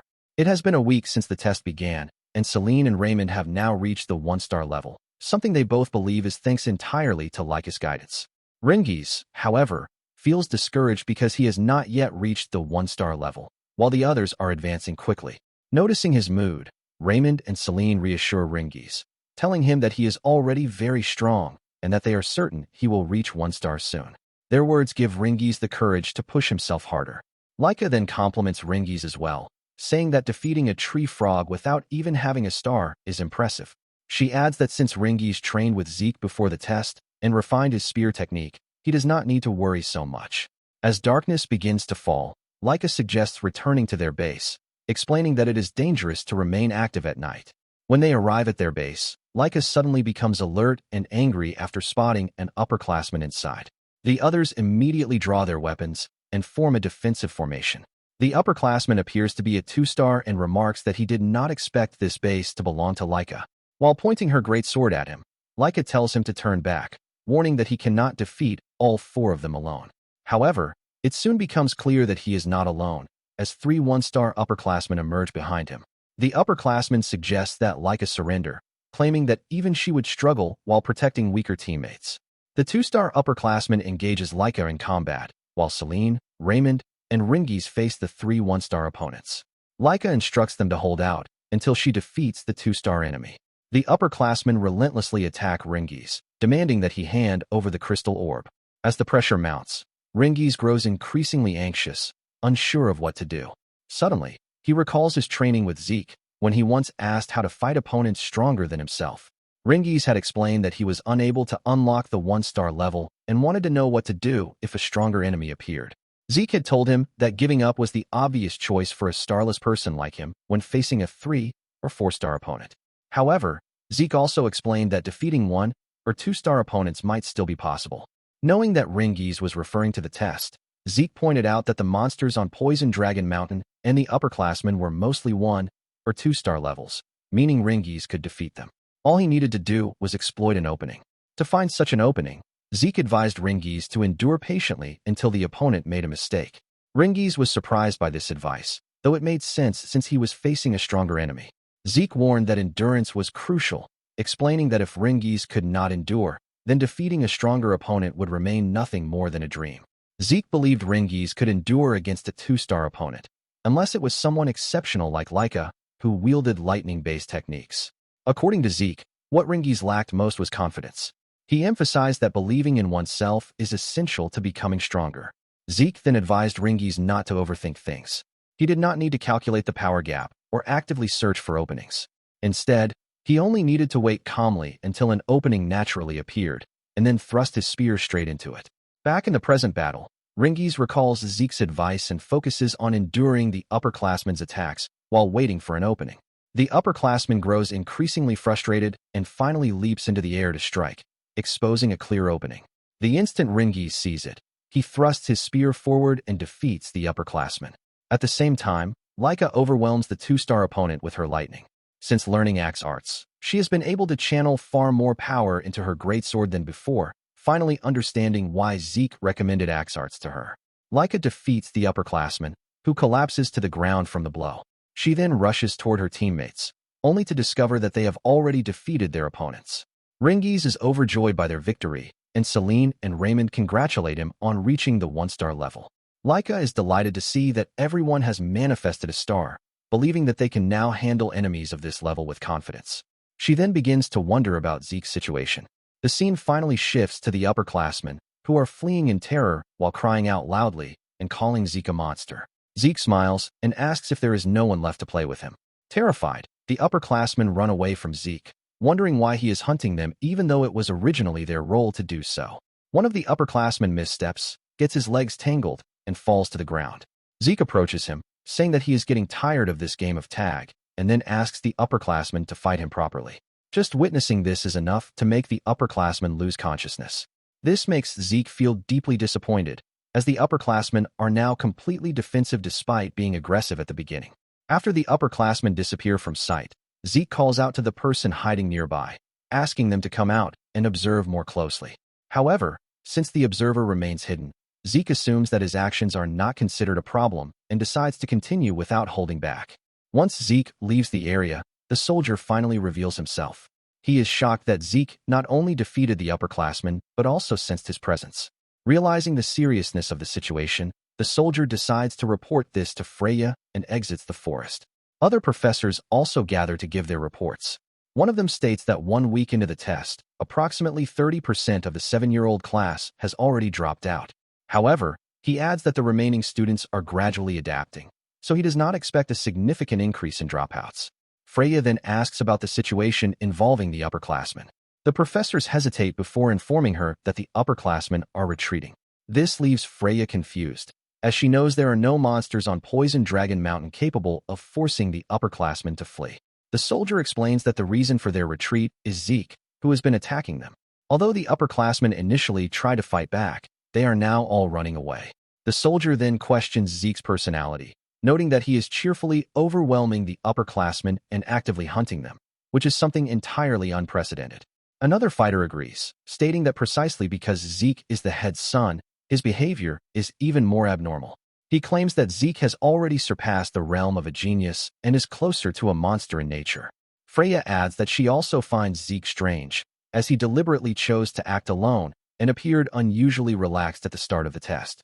As Freya reflects on this, one of the female soldiers hears the sound of a carriage approaching. A man arrives carrying a caged monster, as previously ordered by Freya, and asks where it should be placed. Freya tells him to leave it right there. The soldiers are shocked when they realize that she intends to release a 3-star level creature onto Poison Dragon Mountain, something the children clearly should not be able to handle. Freya reassures them with a smile, explaining that the creature has been specially adjusted to target only 2-star level individuals like Zeke and Laika, ensuring that ordinary students will not suffer serious harm. She then reveals that this was Balz's order. Freya expresses her desire to witness the abilities of the one who made the Eldragon soldiers label him a monster. Curious and excited, she wonders whether Zeke can handle this as well and orders the creature to be released at dawn. The next morning, while Laika and the others are exploring the forest, they sense something unusual. Feeling the energy in the air, Laika guesses that it belongs to a monster far larger than an angry boar. Suddenly, the ground begins to shake, and a tree nearly collapses onto them due to the impact. They all dodge just in time, but when the tree finally crashes down, they freeze in fear as a massive golem emerges before them. After effortlessly defeating a wave of low-ranking monsters, Zeke begins to feel bored. Lately, no one has been willing to challenge him, and even the instructors who were supposed to monitor the area have vanished. Suddenly, he senses a strange aura, one that clearly belongs to a 3-star level monster. That immediately confuses him. In his memories, there was never such a creature near Poison Dragon Mountain. He wonders if it might be an unknown monster that settled there sometime over the past 1,000 years. Zeke understands that a monster of this level is far beyond what the participating students can handle. Logically, the instructors should have eliminated it before the test even began. Realizing they are deliberately ignoring it, Zeke grows suspicious. He has no idea what they are planning, but for him, it presents the perfect opportunity for some excitement. With renewed interest, he stands and heads toward the direction of the 3-star creature. Meanwhile, Celine launches an attack on a massive golem, but it has no effect. Raymond follows up with his own strike, yet the result is the same. This time, Laika steps forward and unleashes her lightning flash skill, managing to injure the golem's arm a little. From that exchange, it becomes clear, without at least 2-star level power, defeating this golem is nearly impossible. Quickly assessing the situation, Laika orders everyone to retreat while she draws the monster's attention. However, her teammates refuse to abandon her. She bluntly tells them that they would only slow her down since they cannot significantly damage the golem. Even so, they stand their ground, determined to support her and create openings so her attacks can land properly. They believe that if Laika takes the lead, they still have a chance to win. Moved by their resolve, Laika accepts their support. The formation begins with Laika charging straight at the golem, while Raymond intercepts its counterattack. Celine and Ringies follow up with a coordinated strike, creating an opening. Seizing the moment, Laika unleashes her ultimate technique, Lightning Great Sword, Heaven's Thunder. The battlefield erupts in a blinding flash as the area fills with dust. When the smoke clears, Laika is left heavily exhausted from the immense strain of her attack. Seeing that everyone is still standing, the group assumes the battle is over and decides to return to base. But to their shock, the golem is still active. Sensing its movement, Laika reacts instantly. She throws Ringies out of the monster's attack range, but is caught herself in the process. Celine, Raymond, and Ringies panic as the golem restrains her. Ringies desperately attacks to free Laika, but his efforts prove ineffective. At that critical moment, a massive tree suddenly comes flying toward the golem, forcing it to release Laika. The team seizes the opportunity, rescues her, and retreats at once. Just then, Zeke arrives at the scene. A little earlier, as Zeke was making his way toward the 3-star monster, he suddenly sensed a surge of lightning aura. He immediately realized that Laika and her group had encountered the golem before he could arrive. Though his current body is far slower than it once was, in his prime, he could have crossed that distance in an instant. Laika's team is filled with promising young talents. But even so, facing a 3-star opponent is an entirely different matter. Zeke is unsure how long they can hold out. While running, he abruptly comes to a stop. Deciding to test a technique he recently learned, he grips a massive tree, channels his strength, and uproots it from the ground. With all his might, he hurls it toward the golem's direction. The move comes from the Nurturing Dragon Throwing Arts, part of the basic Eldragon combat manual distributed to children as preparation for their trials. Like the broader Nurturing Dragon combat arts, the manual does not focus on flashy battle techniques. Instead, it teaches fundamental movements and the proper flow of source power. Simple instructions, but perfectly suited for Zeke. In his previous life, he specialized as a long-range fighter, making the technique a natural fit. After launching the tree, Zeke rushes toward the battlefield and successfully rescues Laika and the others. Zeke studies the so-called golem with great interest. It clearly emits a presence, yet it contains no mana. The golem charges at him and throws a punch, but Zeke blocks it effortlessly. From the impact, he gauges its extreme hardness. With durability like this, ordinary attacks would barely scratch it. Only auraclad strikes could gradually take it down. However, defeating it in such a conventional manner would be far too dull for him.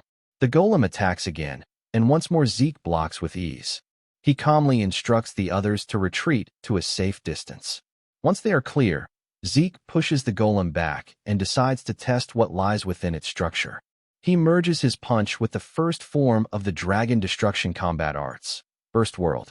Rather than shattering the golem from the outside, he pours source power into its interior. By releasing Burst World from within, he destabilizes its core. In the next moment, the golem crumbles apart and collapses. 1 month later, at the main building of Eldragon Estate, Zeke is summoned by the Patriarch. The month-long test period concludes safely after the 3-star golem incident, with no further major events. At the beginning of the trial, the harsh environment of Poison Dragon Mountain reduced Zeke's 7-year-old class to only 30% of its original number. Yet enduring such extreme conditions pushed the survivors to their limits. As a result, most of those who remained achieved the remarkable milestone of reaching 1-star level. Shortly after the test ends, Zeke is called directly by the head of the Eldragon family. On the way to the Patriarch's chamber with Freya, Zeke casually asks what the family head wants from him. Freya responds clearly, her tone reflecting lingering frustration over his conduct during the trial. The upperclassmen's assignment had been to ambush lowerclassmen and seize their crystal orbs. Instead, Zeke, a lowerclassman, targeted the upperclassmen. Because of his actions, not a single upperclassman managed to collect a crystal orb, forcing them all to retake the test. When Zeke argues that his actions did not violate any explicit rules, Freya grows even more exasperated. She firmly advises him to correct his carefree attitude before standing before the family head. Zeke asks Freya why she warned him to watch his attitude.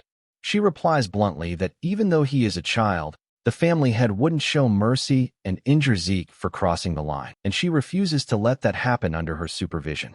Moments later, Freya knocks on the door and respectfully asks for permission to enter. After receiving approval, the two step inside. The family head immediately questions Zeke about why he attacked the upperclassmen. Instead of answering directly, Zeke calmly asks why he was not allowed to attack them. The official passing condition of the test was simple: survive 1 month on Poison Dragon Mountain while holding a crystal orb. There were no additional restrictions stated. From his perspective, He merely followed the rules as written. If certain actions were forbidden, they should have been clarified before the trial began. Freya is alarmed by his bold tone. The family head releases a tremendous aura that fills the room with overwhelming pressure, causing Freya to tense up in fear. She worries that Zeke may face severe consequences. Yet Zeke remains completely unaffected. He even tells the family head not to threaten him, as he finds it irritating. He then asks whether he was summoned over something so trivial. Getting to the point, the family head demands to know how Zeke accomplished everything. According to the reports, Zeke not only defeated multiple upperclassmen but also destroyed a golem. Moreover, he now stands there calmly, showing no signs of strain. For an illegitimate child, such power should be impossible. Zeke answers simply that there is no complicated reason.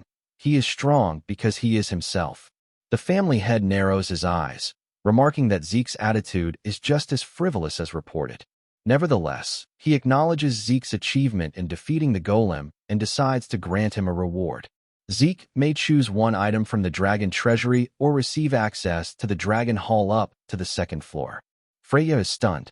Both the dragon hall and the dragon treasury are sacred repositories built over 1,000 years, beginning with the first Patriarch, Gilphus. The dragon hall contains countless books, including rare and even forbidden texts.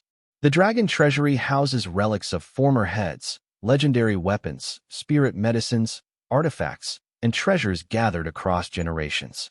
These facilities are strictly controlled, and only a select few are ever granted access, especially to the second floor or higher of the dragon hall, which requires exceptional merit.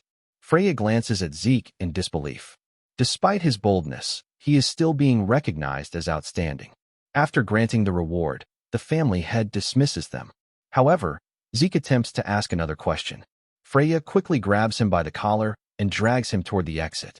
Before leaving, Zeke turns back and tells the family head that as long as Balza continues suppressing his own emotions, no matter how hard he tries, he will never become truly strong.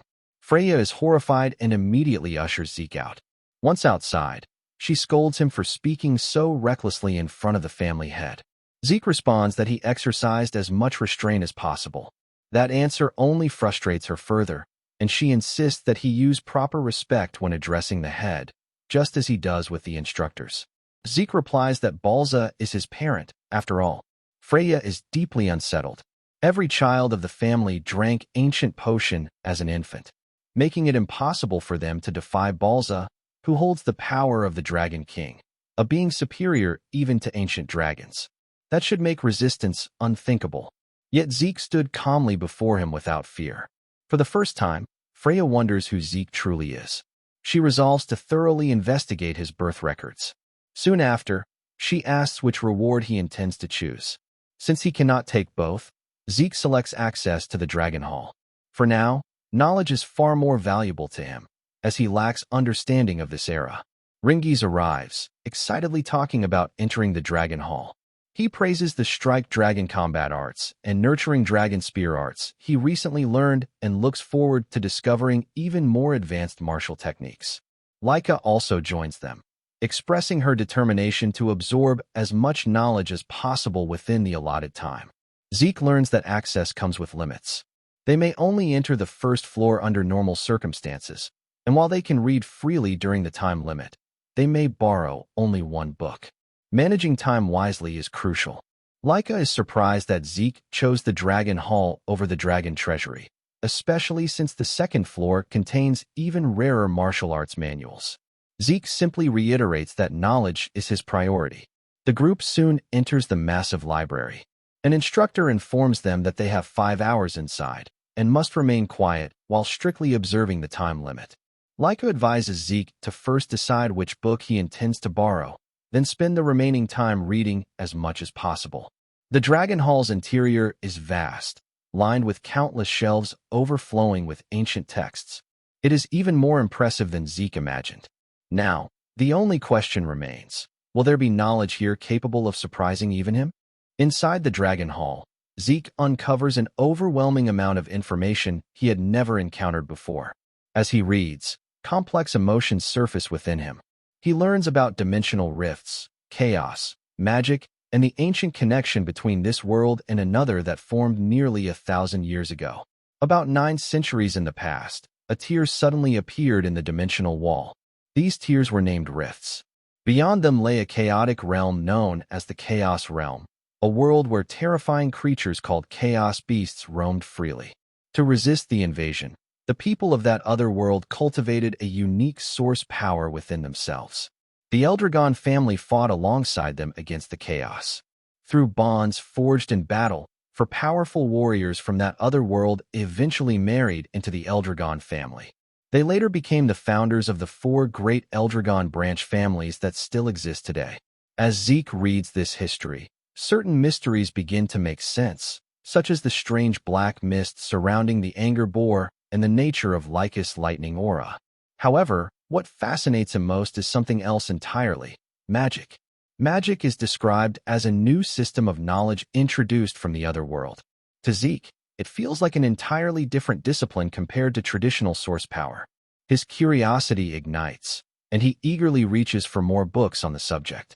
Lost in excitement, Zeke accidentally shouts inside the library.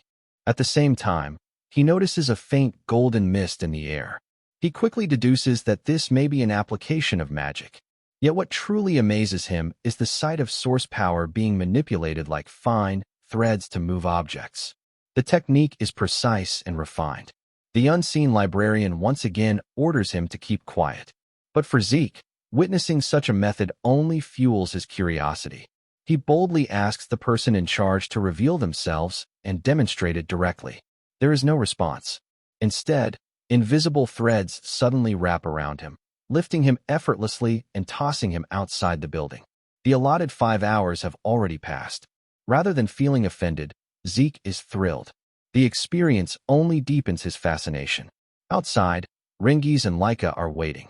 Zeke asks whether they found books they liked. Rengiz proudly says he borrowed a martial arts manual called Cloud Water Spear Arts and believes he grasped a fundamental movement technique from it. Celine shares that she learned a movement technique as well and borrowed Windflower Sword Arts. Raymond practiced the Eldragon-style Guardian Sword Arts inside and chose to borrow the Eldragon-style Guardian Shield Arts. Unbeknownst to them, every one of those martial arts manuals was originally created by Zeke in his previous life as a casual endeavor. Curious, Zeke asks Lyca what she selected. She reveals that she chose Heavy Wave Great Sword Arts, said to have been created by the first Patriarch, along with Heavy Wave Great Sword Arts, revised, an improved version refined by the 15th family head. At the mention of the 15th head, Zeke's thoughts immediately turn to Dragon's Breath and Strike Dragon combat arts, techniques also attributed to that same individual. He recalls that many martial arts he once created are preserved within the Dragon Hall, and quite a few have revised versions placed beside them. The possibility that those improved versions were modified by the 15th head intrigues him deeply. Staring back at the towering library, Zeke realizes how wrong he was. He had expected it to be dull. Now, he cannot wait to uncover what comes next. 5 years pass. Lyca has grown taller and is now 12 years old. After hearing that Zeke and the others have once again gathered at the training grounds, she heads there as well.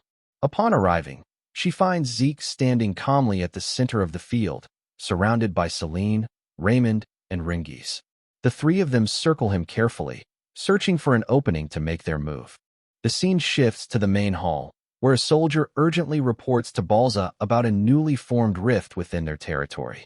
According to the investigation, there is roughly an 80% chance that magic water exists inside it. Magic water is no ordinary resource. Anyone who drinks it gains the potential to become a mage.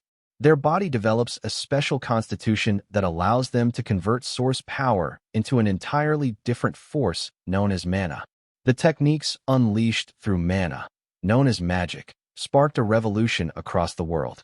At the same time, fierce territorial conflicts erupted over the very source of magic power, magic springs.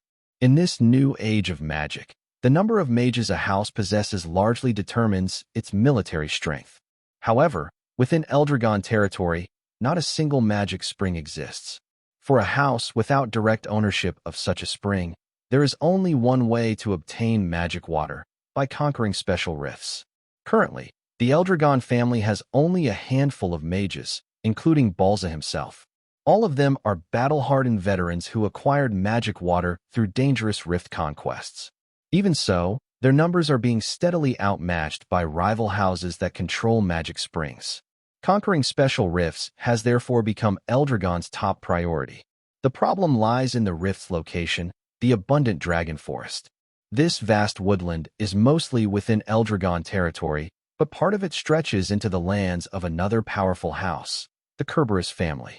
While Eldragon claims the forest, Kerberos asserts partial ownership and refers to their portion as the Great Abundant Forest. Although the rift itself has appeared within Eldragon land, the special domain formed around it could easily extend into Kerberos territory due to its scale and location. Given the Kerberos family's aggressive nature, there is a strong chance they will move to claim it. Balza knows it is only a matter of time before Kerberos detects the rift. Preparation is essential. Because it is a special rift, both sides will face limitations in how they can act, but Eldragon must move before Kerberos does. Balza immediately orders the captain to notify all dragon nests. A selection exam will be held. The scene then shifts to the training grounds.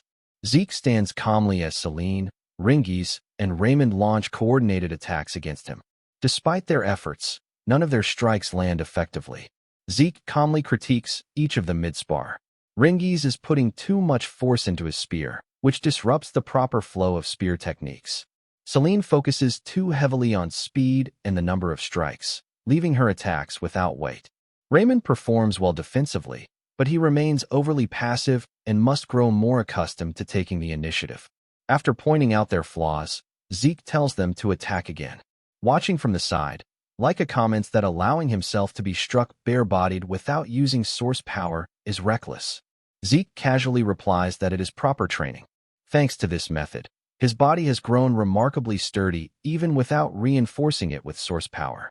Even as he speaks, their attacks continue to land, yet he shows no signs of injury. The others cannot help but marvel at his mysterious physical resilience. Leica then reveals that the senior students have given Zeke a nickname, the Demon Child of the Eastern Hall. She has actually come to deliver important news. Soon, children from the other dragon nests will be arriving. While most of the group expected something like this to happen eventually, Zeke seems unaware. When he asks where she heard such information, Leica explains that she deduced it simply by observing the instructor's conversations and movements. She also warns him to stay cautious. The Western Hall has one of the leading candidates for succession, someone comparable to both Zeke and herself. A few days later, all the students gather in one place. Freya arrives and immediately orders everyone to be silent. She announces that in 3 days' time, they will face the children of the other dragon nests in combat. The announcement leaves the upperclassmen stunned. Normally, inter-hall battles only take place during the graduation exam. However, Freya refuses to reveal the exact reason behind this sudden change. She only states that those who win these matches will be assigned a special mission. Hearing that, Zeke's interest is immediately piqued. Freya explains the format. The matches will be elimination style. 7 representatives will be selected from each of the East, West, South, and North halls. The students must decide by the end of the day who will participate. One upperclassman confidently declares that the 7 representatives should naturally be chosen from among the seniors. Freya quickly shuts that down. Selection will be open to all grades. That statement sparks tension. Several upperclassmen begin belittling the lowerclassmen, dismissing them as weak and inexperienced. Freya remains indifferent. She makes it clear that she does not care who participates, as long as the names are submitted on time. An upperclassman named Rick openly mocks the idea of including younger students, insisting that the strongest 7 will obviously come from the senior ranks. Leica steps forward. Calm but firm, she argues that lowerclassmen should also be considered. The seniors respond dismissively, claiming that ability, not noble bloodline, determines victory, and that experience gives them the advantage. In response, Leica releases her aura and reveals her star-level progression. The sudden display shocks the upperclassmen into silence. She agrees that ability should decide everything. Then she poses a simple question. Is there any upperclassman stronger than her? If not, then lowerclassmen deserve equal consideration. The seniors counter by saying Leica is an exception, but that the rest of the lower-classmen cannot compete with them. At that moment, Zeke finally steps in. He casually proposes that they continue fighting internally until only 7 remain from each side. Laika rejects that idea. Instead, she suggests holding open preliminaries. Anyone who wishes to compete, regardless of grade, can participate. The strongest 7 will earn their place fairly. The upperclassmen reluctantly agree, though they consider it a waste of time. Without hesitation, Zeke declares that he will enter the preliminaries. He turns to Rengis, Celine, and Raymond, telling them to join as well. They are visibly shocked by his decision. But Zeke reminds them that this is the perfect opportunity to prove the results of their training. The pressure will be immense, yet they must give it everything they have. Laika then asks if any other lower-classmen are willing to step forward. Silence fills the area. No one dares to volunteer. In the end, it is decided. The lower-classmen who wish to prove themselves will face the so-called superior upperclassmen in the preliminaries. The day of the preliminaries finally arrives. Selected students from both upperclassmen and lowerclassmen gather at the arena. As expected, many of the seniors are overflowing with confidence, once again mocking the younger students as weaklings. Aside from Laika, most of the lowerclassmen are only at the 2-star level. Hearing the taunts, Rengis, Raymond, and Celine grow tense. But Zeke calmly reminds them of the 5 relentless years they've spent training together. They have endured far more than simple mockery. It's time to believe in the results of their effort. An upperclassman shouts for everyone to stop talking, and the match officially begins. What happens next shocks the spectators. Rengis, Raymond, and Celine begin overwhelming their senior opponents. One by one, upperclassmen are defeated. Zeke watches closely and nods in approval. Rengis' deflection technique and his ability to spot openings have sharpened significantly. Celine skillfully executes the multi-strike sequences of the Windflower Sword arts. Raymond, once overly defensive, now transitions smoothly between shield and sword techniques, showing far more initiative in combat. Each of them demonstrates remarkable growth. Zeke believes that continued real combat will only strengthen their confidence further. Laika steps forward next. Her battle ends decisively as well. She defeats her upperclassman opponent with authority. The seniors are left stunned. A brown-haired upperclassman refuses to accept what he just witnessed. He insists that a 3-star fighter should never lose to someone at 2 stars. Zeke calmly calls him naive. Age and star rankings are merely indicators, not guarantees. In real combat, the only truth is victory or defeat. The strong are those who win. The weak are those who lose. It's that simple. The brown-haired senior grows furious, unable to grasp Zeke's reasoning. Zeke continues, explaining that whether someone has stars or not, if they don't have the will to fight, they fall. Strength is not about titles or numbers. It is about the ability to prevail. Enraged, the upperclassman declares he will not hold back against Zeke. Zeke casually invites him to demonstrate the martial arts he has mastered and the fruits of his training. Those words strike a nerve. The senior charges in anger, unleashing his techniques, only to be met with a single clean punch from Zeke. In an instant, he collapses to the ground in defeat. Zeke gives him a thumbs up, remarking that he has trained well. Laika dryly comments that it is ironic to praise someone after defeating them before they could even showcase their skills. The surrounding spectators quietly agree. Meanwhile, at the West Hall training grounds, another scene unfolds. The students there are being thoroughly defeated by one of the leading candidates for the next family head, Venial Fafnald Eldragon. His overwhelming strength leaves no room for resistance. Venial's right-hand aide, Alan, reports that the selection process has been completed. All chosen representatives are 3-star level. Among them is a 12-year-old lower-classman named Letton. Venial notices Letton and offers him praise, suggesting that if he proves useful, he may become one of his subordinates. Letton beams with pride at the recognition. Confident in Venial's leadership, Letton believes the West Hall cannot lose. He is certain they will succeed in the special mission. And when Venial eventually becomes the next family head, Letton dreams of serving directly under him.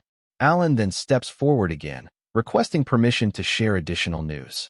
He informs Venial that Laika will represent the East Hall in their selection team. At the mention of her name, Venial's expression darkens slightly. He finds her participation troublesome. Still, He rises with confidence and declares that no matter how talented she may be, victory will belong to them. He intends to win the special mission and prove to his older brothers that the position of the next head belongs to him alone. The day of the selection team exam finally arrives. The Coliseum is packed with students from all 4 halls, and the atmosphere is tense with anticipation. Laika quietly mentions that despite the crowd, many students drop out before reaching this stage. Hearing that, Ringies grows visibly downcast. Those who failed are no longer present. They are labeled pseudo-dragons, a term also associated with his father. Noticing his mood, Laika gently encourages him. They have been chosen as representatives of the East Hall. That alone is something to take pride in.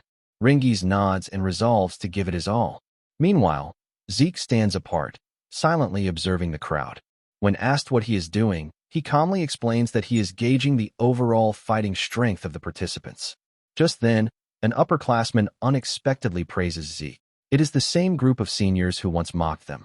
Now, after witnessing their performance, they show genuine respect toward both Laika and Zeke.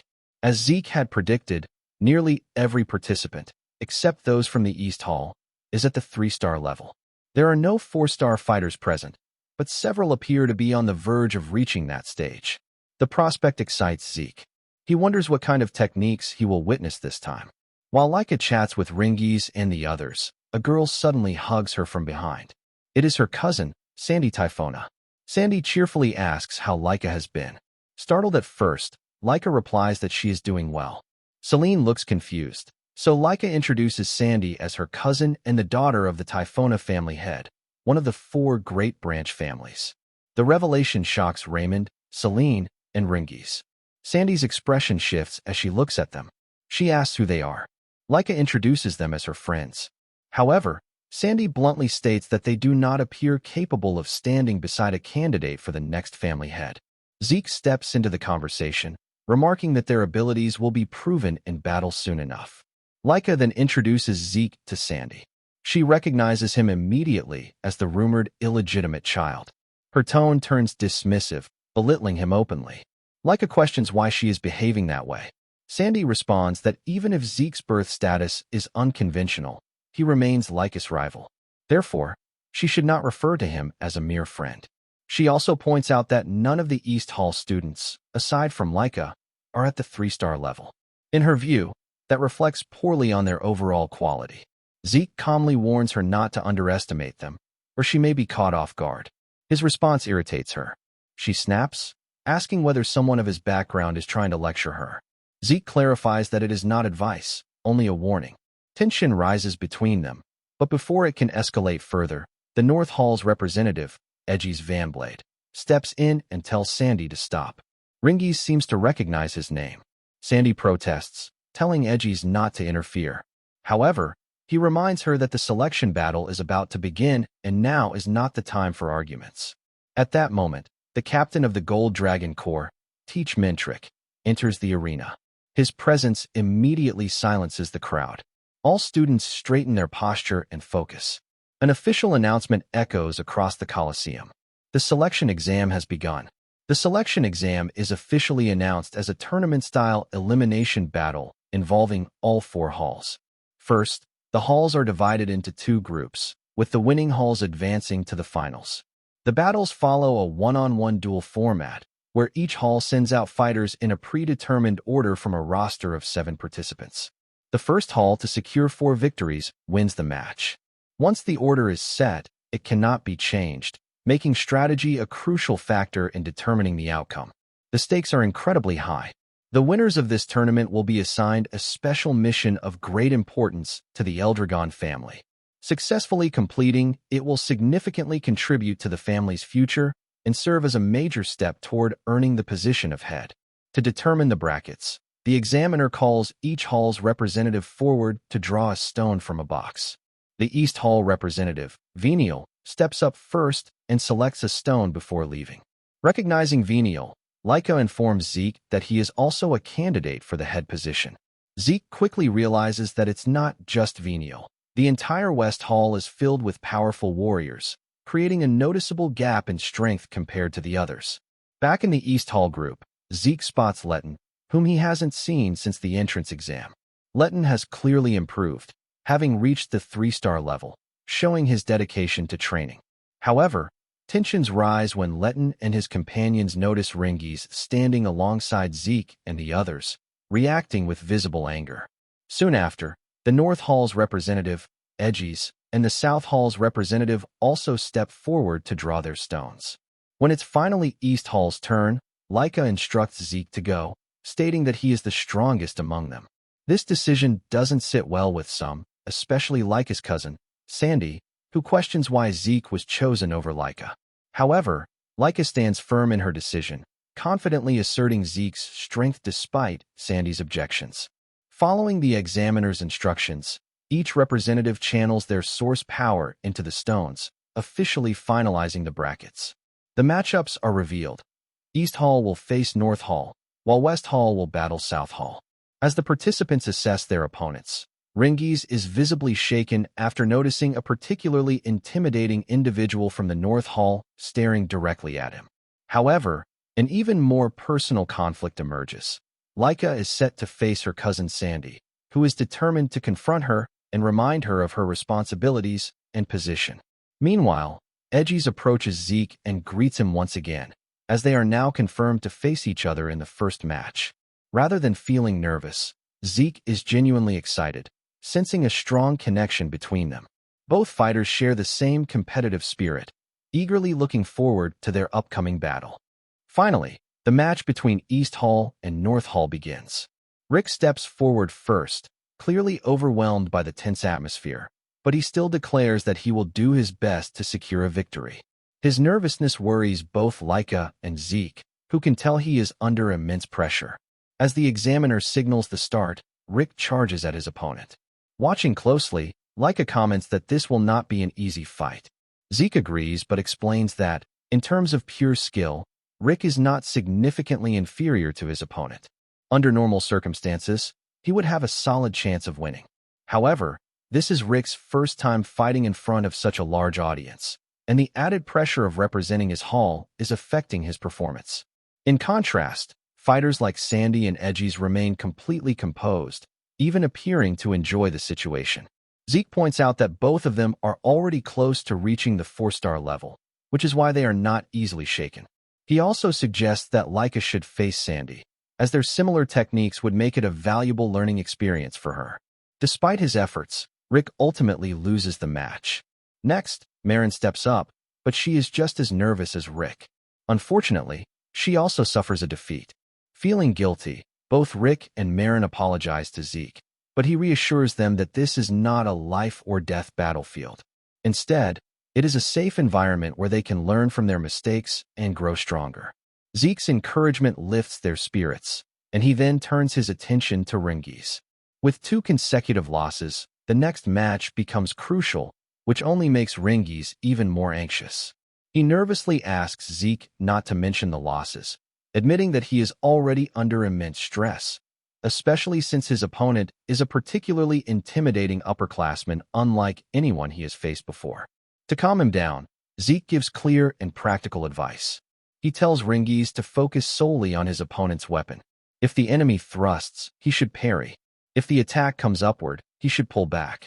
If the opponent swings downward, he should step forward and counter with a thrust.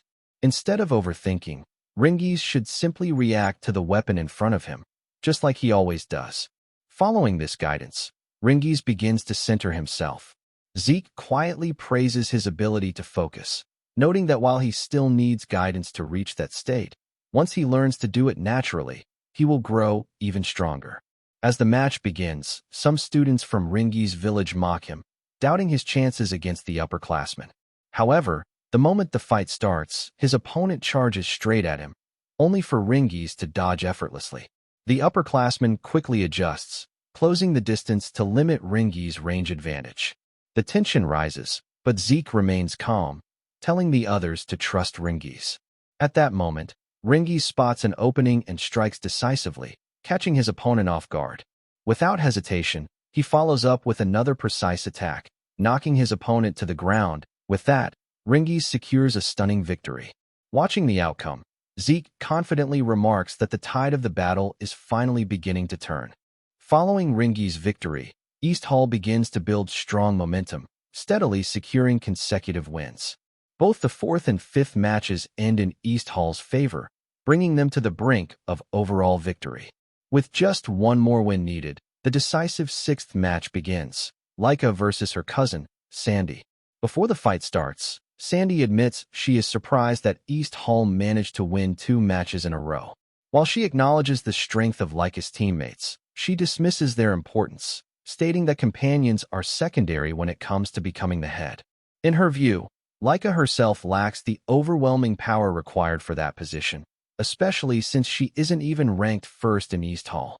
However, Laika firmly responds that she has not given up on becoming the head, and that she now has the strength to defeat Sandy. Irritated by what she sees as arrogance, Sandy decides to prove her wrong. The moment the match begins, she vanishes, shocking the audience, and instantly reappears behind Laika, urging her to demonstrate her strength. Laika reacts in time and blocks the surprise attack, but Sandy immediately follows up with a relentless barrage of strikes, quickly gaining the upper hand. Watching the exchange, Edgies questions how well Laika can hold her ground against someone who has mastered lightning greatsword techniques even better than she has. Laika is gradually pushed back and even suffers minor injuries, causing Ringies and Raymond to grow increasingly concerned. Refusing to back down, Laika charges forward, but Sandy criticizes her for reverting to her bad habit of swinging wildly under pressure. Seizing the opportunity, Sandy intensifies her assault, leaving Laika badly injured. She continues to criticize Laika's lack of improvement, pointing out that she hasn't even managed to become the top fighter in East Hall. Sandy adds that if Laika had joined North Hall, she would never have allowed her to fall this far. Despite the harsh words, Laika refuses to give up. However, Sandy coldly tells her to surrender, insisting that she cannot win at her current level. She even expresses frustration over not forcing Laika to join North Hall from the beginning. Still, Laika stands her ground, determined to fight on. Growing more frustrated, Sandy accelerates her attacks, striking from behind and overwhelming Laika. Unable to counter effectively, Laika is forced to endure the onslaught, leaving the East Hall students deeply worried. The only one who remains calm is Zeke, who confidently states that Laika is on the verge of breaking through her limits. Deciding to end the match, Sandy unleashes her final attack. However, to everyone's shock, Laika remains standing. Even Sandy is visibly surprised. Laika then reveals that her past self might have fallen here, but over the past 5 years, she has trained relentlessly. With renewed determination, she declares that the real battle is only just beginning. Before the match begins, Zeke notices that Laika is unusually nervous. Her opponent is Sandy, the very person who helped her learn the basics of the lightning greatsword arts. While Laika was taught the fundamentals by her uncle, the current head of the Typhoon family, she often turned to Sandy whenever she struggled. Over time, Sandy became more than just family. She was like a mentor. Because of that, Laika has never been able to defeat her, not even once. She even doubts whether her 5 years of training are enough to close that gap. Sensing her hesitation, Zeke reminds her of everything they have worked on together. He tells her to recall those 5 long years of training and trust the process. At first, Laika feels unsure, but Zeke points out her biggest flaw. When emotions take over, her focus narrows. That's exactly why he trained her to remain calm in battle. If she can stay composed, she'll be able to clearly read her opponent's movements, even in the heat of combat. Still uncertain, Laika questions whether she can truly defeat Sandy. Zeke reassures her, saying that someone with her natural talent becomes incredibly powerful once they can properly see and understand their opponent. His words finally help her steady herself. Before the match begins, Zeke gives her one final piece of advice. Observe Sandy's techniques carefully. If she does, she won't just win, she'll grow even stronger. As the fight unfolds, Laika follows that advice. Instead of panicking, she carefully observes Sandy's lightning greatsword techniques, taking her attacks head-on while analyzing every movement. Gradually, something clicks. She begins to truly understand the flow of Sandy's style. Then, everything changes. Laika suddenly charges forward, and this time, she's the one overwhelming Sandy, not giving her any room to recover. The only technique she previously lacked was tempo variation, but now she begins to apply it seamlessly. Sandy is visibly shocked, as this isn't something that can normally be copied instantly just by observation. Ringies and the others, who were worried moments ago, are now left in awe of Leica's talent. Zeke, however, understands exactly what happened. This is the result of their training. Leica has learned to analyze her opponent calmly, even while under pressure, allowing her to adapt in real time. Previously, Leica would lose control in battle, focusing only on her own attacks without awareness of her opponent. But now, she fights with composure, observing and adapting at the same time. By studying the same sword style mid-combat, she has reached an entirely new level. The battle intensifies as both fighters clash with everything they have. However, thanks to her rigorous physical training with Zeke, Leica gradually gains the upper hand. Finally, she decides to end the match, unleashing her ultimate lightning greatsword technique, Grand Thunder. Sandy attempts to block the attack, but she is completely overwhelmed. Acknowledging Leica's growth, she offers a brief compliment before collapsing. With that, the match ends in Leica's victory and secures the overall win for East Hall. Returning to her team, Leica is praised by Zeke for her performance, though he jokingly complains about losing his chance to fight. Leica admits she's relieved she won, because otherwise Zeke would have had to face Edgies. Curious, Zeke asks if she knows him. While she doesn't know him personally, she explains that Edgies is widely recognized as the greatest genius of the Vanblade family. She adds that even for Zeke, a match against Edgies would have been unpredictable. There's no telling how it might have turned out. Just then, the examiner announces that although East Hall has already secured victory, the remaining matches will still continue. Zeke narrows his eyes at Edgies, wondering what the real intention is, but in the end, he doesn't mind. As long as he gets to fight, that's all that matters to him. Edgies is eager to face Zeke, especially after learning that Zeke is the East Hall's representative despite Leica's presence. What intrigues him even more is that Zeke is only at the 2-star level. Curious about this, Edgies seeks a direct confrontation. Hearing this, Zeke is genuinely excited, noting that they seem to share the same mindset. He has also been looking forward to crossing blades with Edgies, recognizing him as an exceptional fighter among many talented warriors. Without hesitation, Zeke draws his katana, and the examiner signals the start of the match. In an instant, Edgies closes a massive distance with astonishing speed, leaving Zeke impressed by his flawless footwork. As Edgies launches his attack, Zeke notices something unusual. He cannot sense the presence of the blade at all. Even so, he twists his body at the last possible moment and narrowly dodges the strike, despite Edgies being certain it would land. Smiling, Zeke praises him and encourages him to show more of his martial arts. Edgies presses forward with another attack, his blade's trajectory incredibly difficult to read. Though Zeke manages to evade most strikes, Edgies still succeeds in landing a hit. As the exchange continues, Zeke skillfully dodges while openly admiring Edgies' talent. His movements are fluid and ever-changing, yet they never sacrifice speed or power. His source power flows efficiently, without waste, and his attacks are sharp enough to match Zeke's breathing and rhythm. Zeke acknowledges that such precision is only possible through relentless training. Despite his continuous assault, Edgies is unable to land a decisive blow, which leaves him both surprised and frustrated. He asks Zeke what kind of training allows him to move like this. In response, Zeke casually invites him to train together and find out for himself. Finally, Zeke goes on the offensive. Edgies barely manages to block the strike, but the impact makes his hands tremble. Zeke experiments with varying his breathing patterns, yet Edgies adapts even to that, proving just how extraordinary he is. Realizing this, Zeke concludes that Edgies is even more exceptional than he initially thought. At this point, Zeke has observed enough. He begins to understand Edgies' techniques. When Edgies repeats a familiar attack, Zeke dodges it just as before, but something changes. Even after evading, Zeke is still wounded, which only makes the fight more thrilling for him. Meanwhile, Sandy regains consciousness after her defeat. Though she realizes she lost, she feels proud of Leica's growth. Her classmates, worried about her, apologize for not being helpful, but Sandy reassures them that the opponent was simply stronger and encourages them to improve together. When she learns that Zeke is currently fighting Edgies, she is shocked.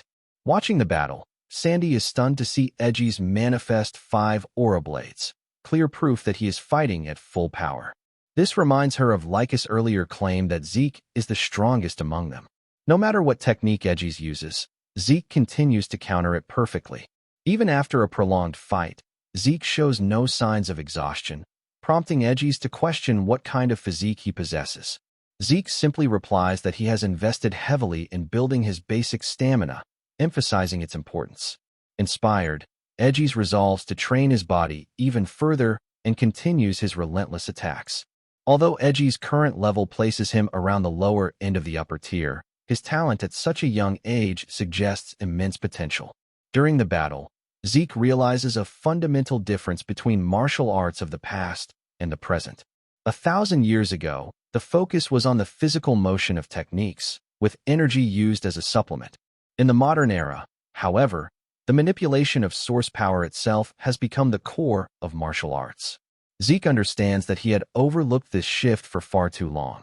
As the fight drags on for nearly an hour, neither side shows signs of backing down.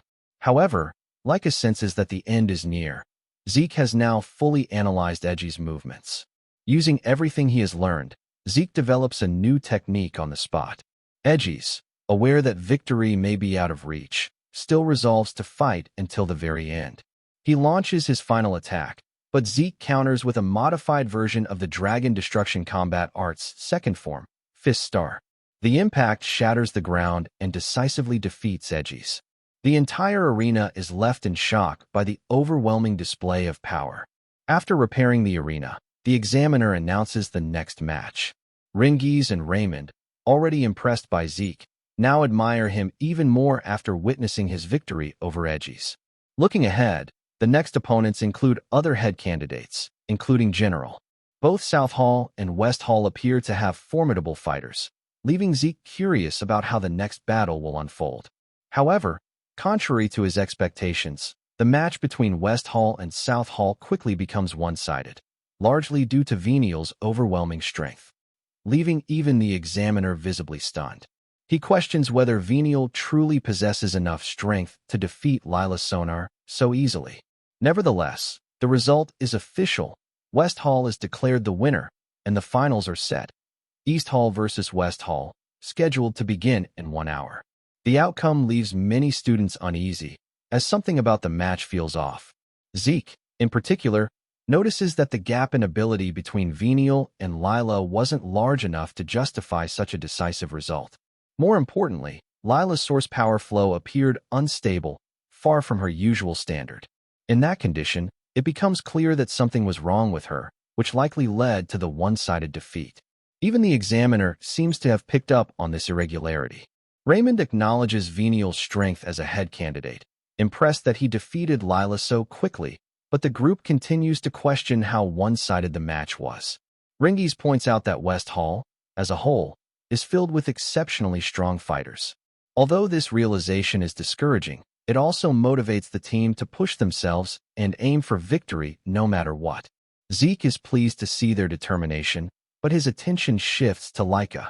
Unlike him, she doesn't seem to have noticed anything unusual about Lila's condition. If she believes that Venial's victory was purely due to overwhelming strength, then her shaken reaction makes sense. However, since Zeke himself lacks full details, he chooses not to offer uncertain advice. Noticing her unease, Rengiz asks if she's all right. Lyca brushes it off, claiming she's fine, and leaves the arena to clear her thoughts.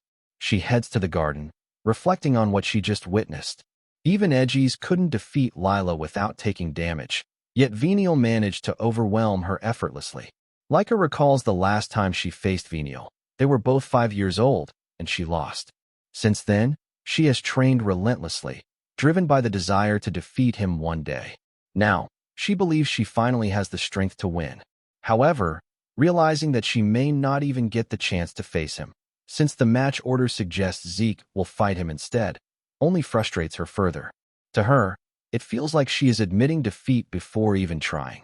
At that moment, Venial approaches her. Rather than having a genuine conversation, he begins to belittle her.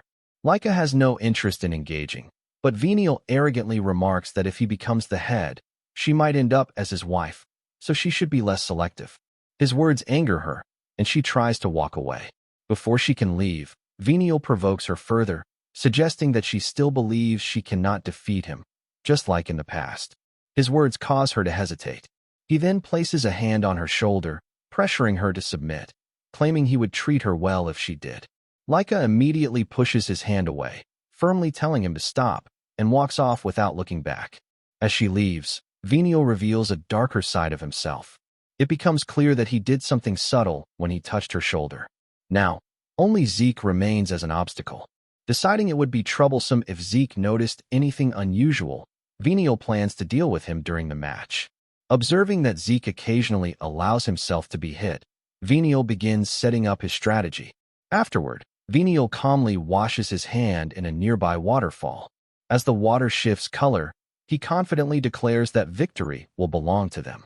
Rick begins to doubt himself, worrying that he might be the weakest not only in East Hall, but also compared to the fighters of West Hall. This fear makes him question whether they can truly win the match. Noticing his hesitation, Zeke snaps him out of it with a punch, asking where all his earlier confidence went. He reminds Rick to fight with the intent to win, regardless of the difference in strength, and to trust the training he has gone through. Zeke then gives him one final piece of advice: relax his shoulders. The Great Power Fist style is about gathering all of one's strength into a single point before striking. If Rick tenses up, that power will scatter instead of focusing. Taking this to heart, Rick corrects his posture and regains his confidence. Watching this, Leica finds it strange that Zeke seems so knowledgeable about a fighting style he has never formally learned. She questions him, but Zeke casually brushes it off, saying it's simply because he is who he is, leaving Leica speechless. As the match begins, Rick faces his opponent with determination, despite his fear. The opponent charges first, forcing Rick to block with aura and step back. The attacks keep coming, giving Rick no room to breathe, while his opponent mocks him with a smile. Rick tries to counter, but his movements are too slow, making it easy for the opponent to evade. Realizing he can't win like this, Rick calms himself and remembers Zeke's advice. Relaxing his shoulders, he focuses everything into a single moment. This time, he cleanly dodges the incoming attack, counters decisively, and slams his opponent into the wall, securing victory. Meanwhile, Venial calls over his subordinates, who immediately panic and begin apologizing. Showing no mercy, he strikes one of them and coldly orders the rest to crush their opponents, no matter what. Next, Marin steps up, determined to win. As the examiner starts the match, she charges first and uses her red flame sword style, Spark Slash. However, her opponent dodges with ease and retaliates with overwhelming force, relentlessly attacking her without holding back. Leica, Rengiz, and the others grow furious at how far he is taking it. Rick even tries to intervene, but Raymond stops him, reminding him that interfering would lead to disqualification. The match ends with Marin completely defeated. Her teammates rush to her side, deeply worried. Rick confronts her opponent, but he coldly explains that this is a tournament, real combat, and he simply ensured victory by going all out.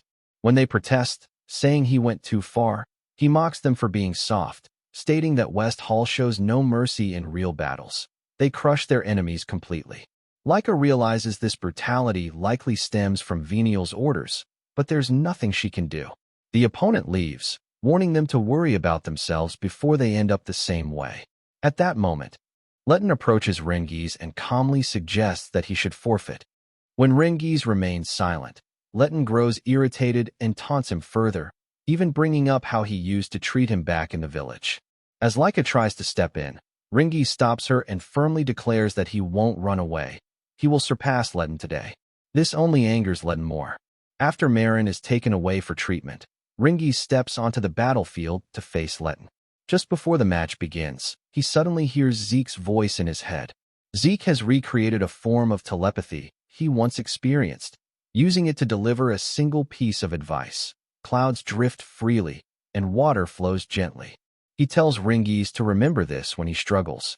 The match begins with Rengiz attacking first, but Letton easily dodges and counters with overwhelming aggression. Rengiz is pushed onto the defensive and even gets injured while trying to block. No matter how hard he tries to read Letton's attack patterns, he fails to keep up. Every attempt to deflect or counter is turned against him. Letton closes in, taunting him relentlessly, claiming to be superior in every way. He even insults Ringi's father, calling him a weak pseudo-dragon and saying Ringi's is no different. Enraged, Ringi's lashes out, but Letton strikes him down, knocking him to the ground. Overwhelmed, Ringi's begins to lose his will, believing himself to be nothing more than weak and worthless. At that moment, a memory surfaces, his father's words, echoing the same phrase Zeke told him. Clouds drift freely, and water flows gently. Something within Ringi's begins to change, and even the examiner senses it. As Letton moves in to finish the match, Ringi's suddenly blocks the attack with ease. The shift is so unexpected that Letton is forced to retreat, visibly shaken by the sudden change in Ringi's presence. Ringi's breaks through to the 3-star level, placing him on equal footing with Letton. This sudden shift leaves Letton both frustrated and shaken, as he had always believed himself to be far superior. Refusing to accept reality, Letton launches another series of attacks, but this time, Ringi's effortlessly dodges every strike. No matter how aggressively Letton presses forward, none of his attacks connect. Instead, his growing frustration only makes his movements more reckless.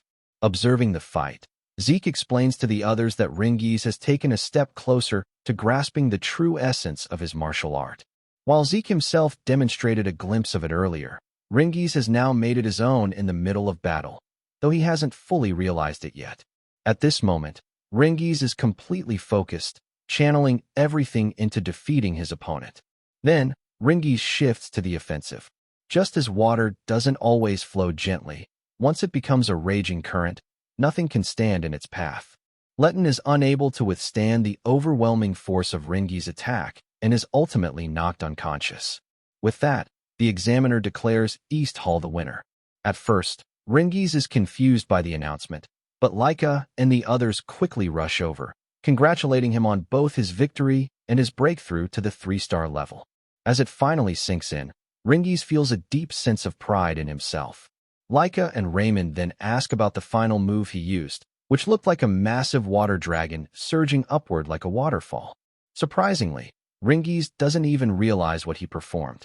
Zeke explains that the technique is called Rising Dragon Pierce, originally recorded in the 2nd volume of the Cloud Water Spear style. He praises Ringi's for reaching it on his own through pure instinct and effort. The team celebrates his achievement, filling Ringi's with joy. Zeke reflects that although he originally created this martial art, he never formally documented it. Over time, later generations recorded and divided it into multiple volumes. To prevent immature fighters from accessing its deeper essence, the true meaning was hidden within higher levels. Yet Ringi's, through his own strength, has managed to uncover that path on his own. The examiner then instructs East Hall to clear the arena for the next match. Riding the momentum of Ringi's victory, East Hall's morale reaches its peak. However, West Hall quickly regroups after their loss, and the battles become even more intense. In the 4th match, Celine puts up a strong fight, but narrowly loses. In the 5th match, Raymond pushes himself to the limit and secures a hard-fought victory. With the score now at 3 wins and 2 losses, everything comes down to the next match. If Laika wins, East Hall will claim overall victory. Before the match begins, Zeke approaches Laika and asks how she's feeling. Caught off guard, she blushes and pushes him away, insisting that she feels fine as always. However, while no one else notices, Zeke senses that something about the situation feels slightly off. Now it's Laika's turn to face Veniel's right-hand woman, and the girl walks in looking way too confident, already acting like the match is over. Laika couldn't care less, though, because she came here to win. As soon as the instructor starts the 6th match between the East Hall and West Hall, Laika explodes forward with incredible speed. Even her opponent is forced to admit that Laika's lightning aura is even stronger than Sandy's. The green-haired girl blocks the opening strike and fires back, but Laika slips past the attack with ease. After just one exchange, the girl instantly realizes she's outmatched and knows she never stood a chance unless Veniel's plan worked first. Then, out of nowhere, Laika suddenly drops to one knee and can't move properly. Seeing the opportunity, the green-haired girl rushes in, and although Laika barely blocks the first hit, she quickly starts getting overwhelmed. Ringies and the others watch in complete panic as Laika realizes she can't release her lightning aura anymore. The girl keeps mocking her, saying she already warned her that winning was impossible, before continuing her relentless assault. That's when Laika notices something even worse. She can't use her true source power either, the very energy every warrior relies on to strengthen every movement and every attack. Without it, even a single hit can become devastating, and right now she's completely defenseless. All she can do is endure the attacks while desperately searching for a way to turn things around. Sandy and Edgies immediately notice something is seriously wrong, but they have no idea what's happening. After taking hit after hit without being able to use her source power, Laika finally collapses. Even the green-haired girl secretly admires Laika's incredible endurance before glancing toward Venial, who quietly signals her to finish Laika off. Ringies immediately screams at her to stop, while Zeke is already prepared to jump into the arena if things go any further. Just as the final attack is about to land, Sandy rushes in, blocks the strike, and saves Laika at the last second. Zeke lets out a relieved sigh since he doesn't have to step in anymore.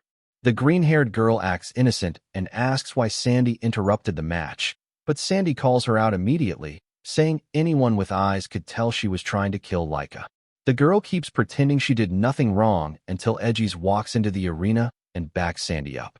He warns her to be more careful because everyone could clearly see Laika had lost the ability to use her true source power, yet she still attacked with aura. Right then, Venial steps in, accusing Edgies of interrupting the match and criticizing the West Hall's fighting style. According to Venial, a real battlefield doesn't care about an opponent's condition. If the enemy is weak, you crush them completely. That's why the West Hall fights every spar as if it's an actual war. Sandy completely loses her patience, reminding him this is supposed to be friendly training, not a fight to the death. Venial just smirks and says that's exactly why Sandy keeps losing. He brags that they're already holding back, but accidents happen in battle, and sometimes people die. Hearing that garbage pushes Sandy to the edge, and she's ready to throw hands. But before things spiral out of control, the instructor arrives, releasing an overwhelming aura that instantly shuts everyone up. Sandy tries to explain what Venial's side did to Laika, but the instructor refuses to hear a single word. Crushed by the pressure, everyone apologizes, and the instructor declares Alan the winner before ordering everyone except the next fighters to leave the arena. Edgies helps Laika up, tells Sandy to grab her sword, and they return to their team, where Ringies rushes over in total panic. Edgies reassures everyone that she'll recover after some rest thanks to the recovery potion he gave her. Zeke apologizes for not stepping in sooner, but Edgies tells him not to worry because he already knew Zeke was ready to act if necessary. Sandy still can't understand how Laika lost so badly when she's obviously stronger than Alan.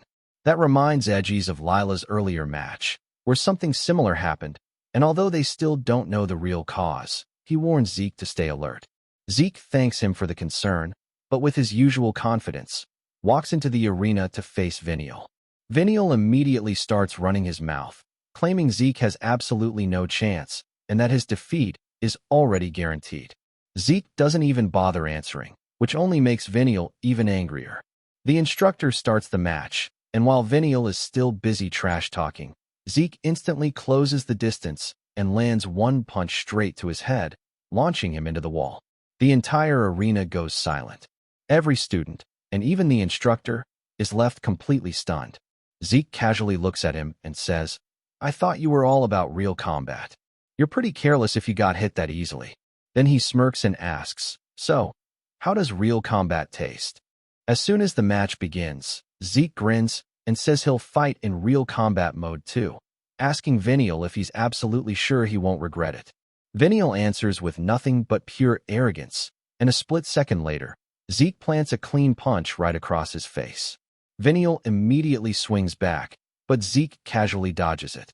Already injured and completely confused, Venial can't believe Zeke is standing there untouched, even though he countered as fast as he could. Zeke realizes Venial belongs to one of the 4 great families and uses the wind source power. He smirks and asks how Venial is enjoying the taste of real combat, adding that he even tried to fight using Venial's own style, just to be fair. That only makes Venial even madder, but while he's busy yelling, Zeke suddenly appears behind him and lands another punch. That's two, he says. Venial stumbles back in disbelief, wondering how someone like Zeke is making him look this helpless. Before he can even process it, Zeke drives another punch straight into his stomach. That's three.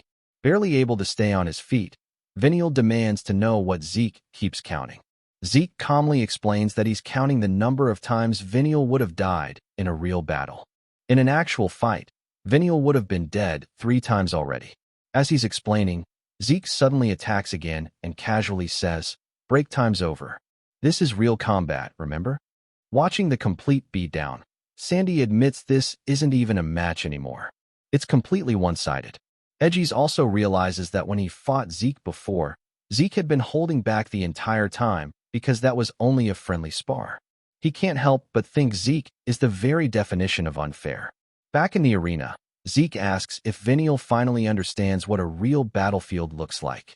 While Zeke lectures him about the difference between real combat and friendly sparring, Venial quietly closes the distance and tells him to shut up. Zeke ignores him and says that what Venial is doing isn't fighting a real battle. He's just running away from his own weakness. That completely sets Venial off. He unleashes his trump card while cursing Zeke, and Zeke simply tells him to let out all his frustration. That only pours more fuel on the fire. Venial attacks with everything he's got, but Zeke avoids every single strike like he's taking a casual walk. Venial grows more desperate, searching for even the smallest chance to land one hit. Watching from the sidelines, Ringy says he can't even follow the fight, even though the arena floor keeps getting torn apart.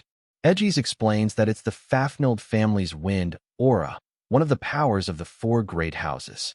Wind aura is invisible, so normal people can't even see the attacks.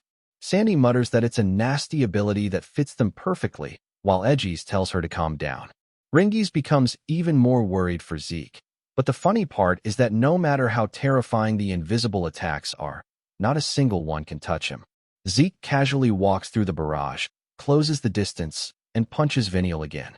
Furious, Venial throws attack after attack, but Zeke keeps slipping past them with ridiculous ease. Since Venial refuses to give up, Zeke lands another punch and tells him to stop being stubborn because his body reached its limit a long time ago. Venial crashes to the ground, barely breathing, but while falling he manages to brush against Zeke. Suddenly, he starts laughing like a madman. Zeke asks what's so funny, and Venial confidently declares that Zeke is finished. He charges in again, and when Zeke tries to dodge, he suddenly realizes his true source power isn't responding. For the first time in the entire fight, Venial's attack actually lands. Ringies and the others are instantly alarmed. Edgies immediately notices something has changed, and Laika, who has finally regained consciousness, praises him for catching it so quickly. After a brief greeting, Raymond asks Laika if she knows what's happening.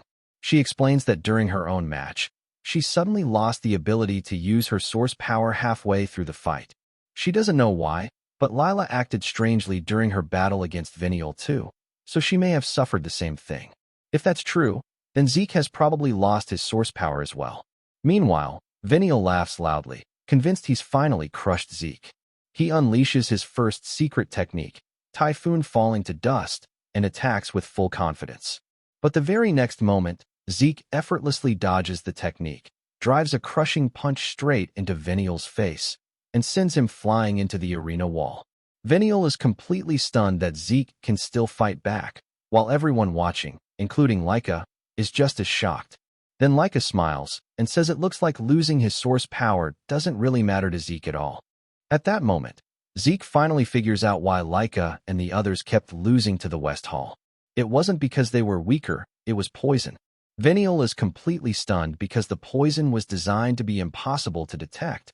Yet Zeke not only noticed it, but also figured out that it only activates when someone stirs up their source power. Zeke even compliments Venial, admitting that he couldn't detect it himself until now. Venial immediately demands to know how Zeke landed that last punch after sealing his source power.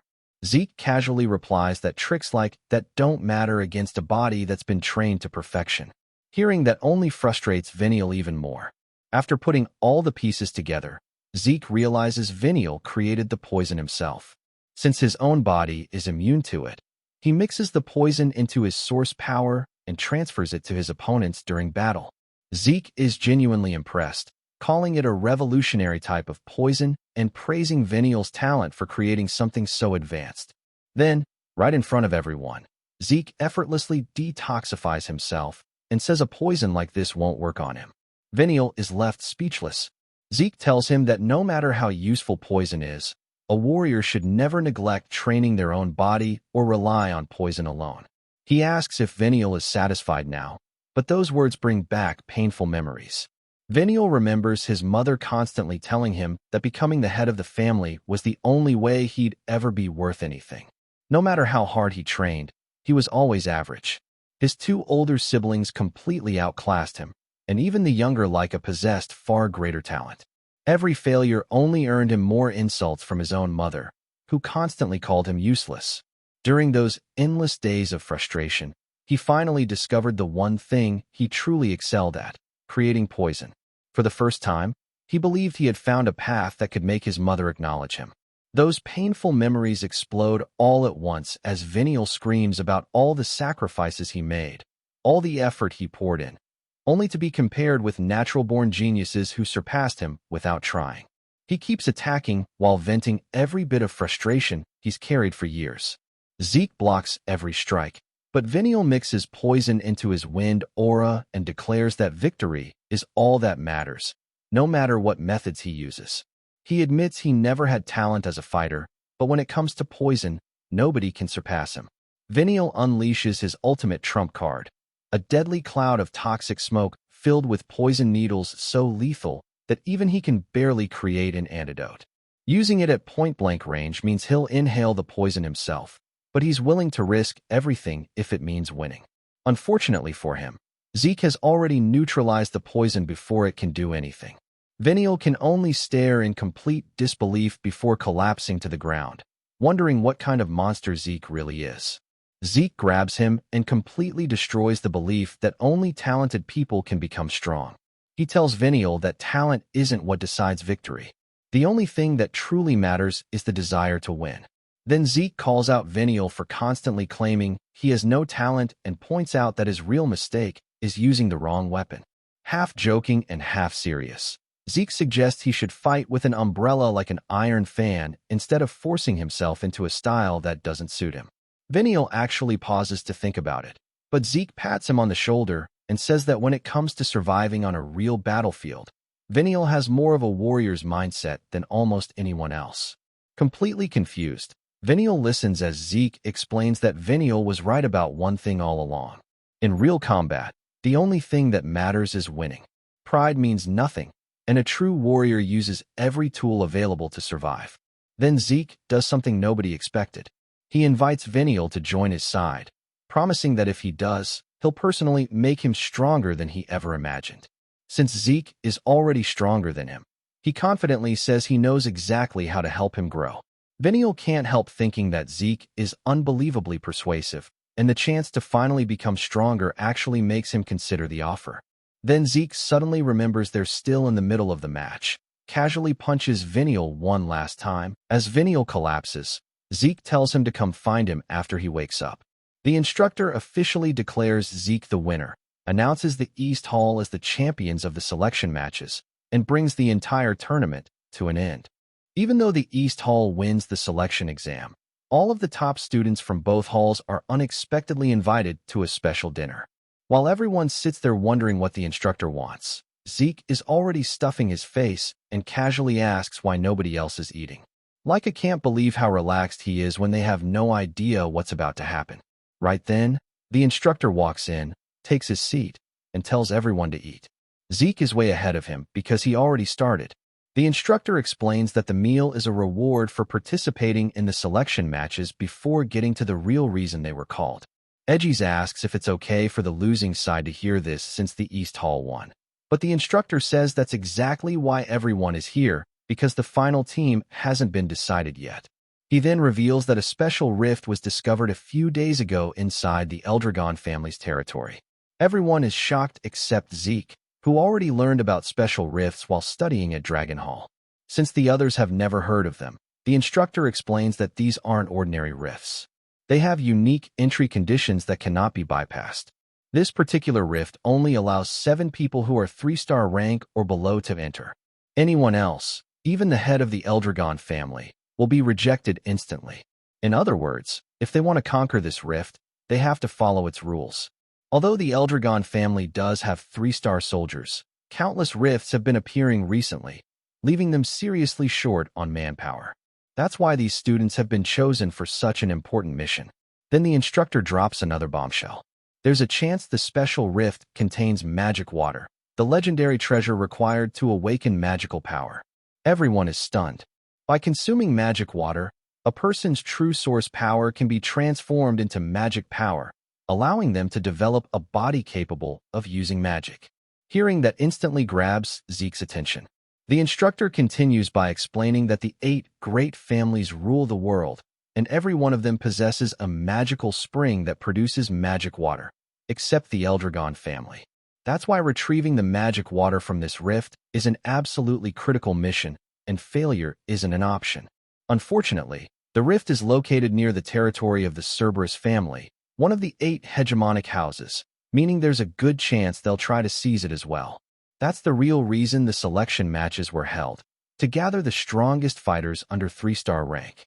Edgies assumes that means the 7 members of the East Hall automatically become the expedition team, but the instructor quickly corrects him. Winning the tournament doesn't guarantee anyone a spot. The selection matches were only meant to evaluate everyone's abilities, fighting styles, and performance under pressure so the best possible team could be assembled. Then, to everyone's surprise, the instructor orders Zeke, as the East Hall representative, to choose the final members.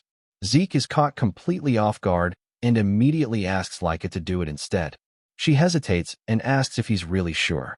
Zeke casually replies that if he were making the team, he'd probably just choose himself. Honestly, nobody can even argue with that. But his real reason is much deeper. Since Leica wants to become the next head of the family, she needs to learn how to judge people with her own eyes and make difficult decisions herself. Zeke asks the instructor if he can officially hand over the role of representative to Leica. The instructor warns him that selecting the team would also bring him one step closer to becoming the next family head. Without the slightest hesitation, Zeke says he has absolutely no interest in becoming the head. Every student in the room is stunned, but Leica confirms he's completely serious. Even Edgies can't understand it, pointing out how much authority and influence Zeke would gain. Zeke doesn't care about any of that. Standing up from his seat, he reveals the only thing he truly desires, the ultimate peak of martial arts. With that, he tells Leica to begin choosing the expedition team. Meanwhile, far away in the Cerberus family's headquarters, their family head is informed about the newly discovered special rift in Hoken Forest. Furious, he demands to know why he wasn't told sooner. His subordinates nervously apologize, explaining that the Eldragon family deliberately misled them and discovered the rift long before anyone else. Thinking back, the family head suddenly realizes why the Eldragon family had been sending so many people in a Hoken Forest lately. They weren't patrolling, they were searching for this rift all along. His subordinate then reports that the rift may contain magic water, making it obvious that the Eldragon family intends to secure it at any cost. After confirming the entry conditions, the Cerberus leader realizes they've already fallen behind and can't send their strongest members inside. Then another report arrives. Because the Eldragon family lacks manpower, they're sending the young soldiers they're training to clear the rift instead. One subordinate suggests assembling a team of their own 3-star fighters, but it's already too late. Instead, the family head comes up with a far darker plan. He orders his men to target Balz's children who are expected to enter the special rift. Then he asks how many bracelets of deception remain in storage. When he's told there are 4 left, he orders every single one to be used to defeat those students. One subordinate hesitates, reminding him those bracelets are extremely rare and impossible to replace anytime soon. The family head couldn't care less. He says they're just collecting dust anyway, so they might as well be put to good use. The next day, Zeke wastes no time turning everyone else's training into pure nightmare mode. He starts with Rick and Marin, ordering them to build their foundation by running every day alongside Ringies and the others while focusing on strength training. A stronger body means stronger martial arts later. Rick and Marin are horrified, but after one look at Zeke, they quietly accept their fate. Next up is Raymond. Zeke reveals a regeneration stone that he had the instructor prepare specifically for training. The stone reflects any impact hundreds of times stronger than what it receives, making it impossible to break without using true source power. To demonstrate, Zeke casually punches the stone without using any source power at all, then blocks the amplified recoil with nothing but his shield. He tells Raymond his job is to learn how to absorb powerful impacts head-on or redirect them instead of resisting them. Raymond instantly realizes his training is going to be brutal and starts sweating. Then it's Celine's turn. Zeke hands her a sword and tells her to repeatedly thrust the regeneration stone, but with one condition: every strike must hit the exact same spot. Celine tries, but her attacks scatter all over the place. Zeke points out that she lacks precision, then takes the sword himself and effortlessly drives every thrust into a single tiny point, leaving her speechless. He explains that her Windflower sword art focuses too much on the number of attacks, but true mastery comes from making every single strike count. Finally, Zeke turns toward Ringies, who is already terrified. Zeke pulls out a feather and suddenly uses the same wind magic Venial used during the tournament. Raymond immediately asks when he learned that, and Zeke casually says he figured it out after getting hit by Venial's wind aura. The explanation makes absolutely no sense, but somehow it's Zeke, so everyone just accepts it. His assignment for Ringies is to learn how to move with the current instead of against it. Watching Zeke effortlessly control a feather with invisible wind leaves Ringies completely stunned. Zeke tells him that once he can naturally flow with the current, he'll eventually learn how to create the current itself. Before Ringies can even process that impossible lesson, Laika comes running over, reminding Zeke they'll be late if they don't leave now. Zeke hands the spear back, tells everyone to train hard while they're gone, and walks off. Ringies nearly cries, insisting there's no way he can ever do something like that, while Rick simply pats him on the back and tells him to do his best. As Zeke and Laika walk through the hallway, Zeke explains that he was only assigning training programs for everyone while they're away. He then compliments Laika on putting together an interesting expedition team, and she proudly says she chose the strongest members she could. Soon they meet the rest of the squad: Edgies, Sandy, Lila, Alan, and even Venial. With everyone assembled, the group officially departs for the Special Rift mission. After they leave, the instructor reports their departure to Balza. Another soldier then informs him that the Cerberus family has finally discovered the existence of the Special Rift. Although it happened sooner than expected, Balza isn't too worried because the chosen team has already entered, meaning the Cerberus family can no longer get inside. The soldier agrees, but warns that they could still ambush the team after they recover the magic water. Hearing that, Balza asks the instructor how capable the expedition really is. The instructor confidently replies that they are among the strongest 3-star fighters available and should have no trouble clearing the Special Rift. Balza then points out that Zeke is only a 2-star warrior, wondering if victory is still guaranteed. The instructor calmly answers that Zeke alone would probably be enough. Both Balza and the soldier are stunned by such confidence. The instructor goes on to say that after seeing all of Balza's children over the years, Zeke is the first person whose true limits he simply cannot see. The soldier reminds him that Zeke is still officially only 2-star, but the instructor says meeting Zeke proved to him once again that star rankings don't determine real strength. Even that isn't the end of it. The instructor says Zeke's martial arts gave him the exact same feeling he experienced when he first witnessed Balza's legendary dragon-slaying combat art. That comparison leaves both Balza and the soldier completely speechless because dragon-slaying combat art is the Eldragon family's most secret martial art, passed down exclusively to each family head. It's protected so carefully that ordinary people aren't even capable of learning it. Yet the instructor believes Zeke's martial arts are on the same level, and deep down, he even suspects they may surpass Balza's own technique.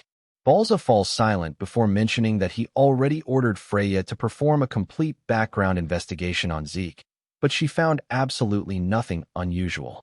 There isn't even a single trace of anyone teaching him martial arts before he entered Dragon Nest.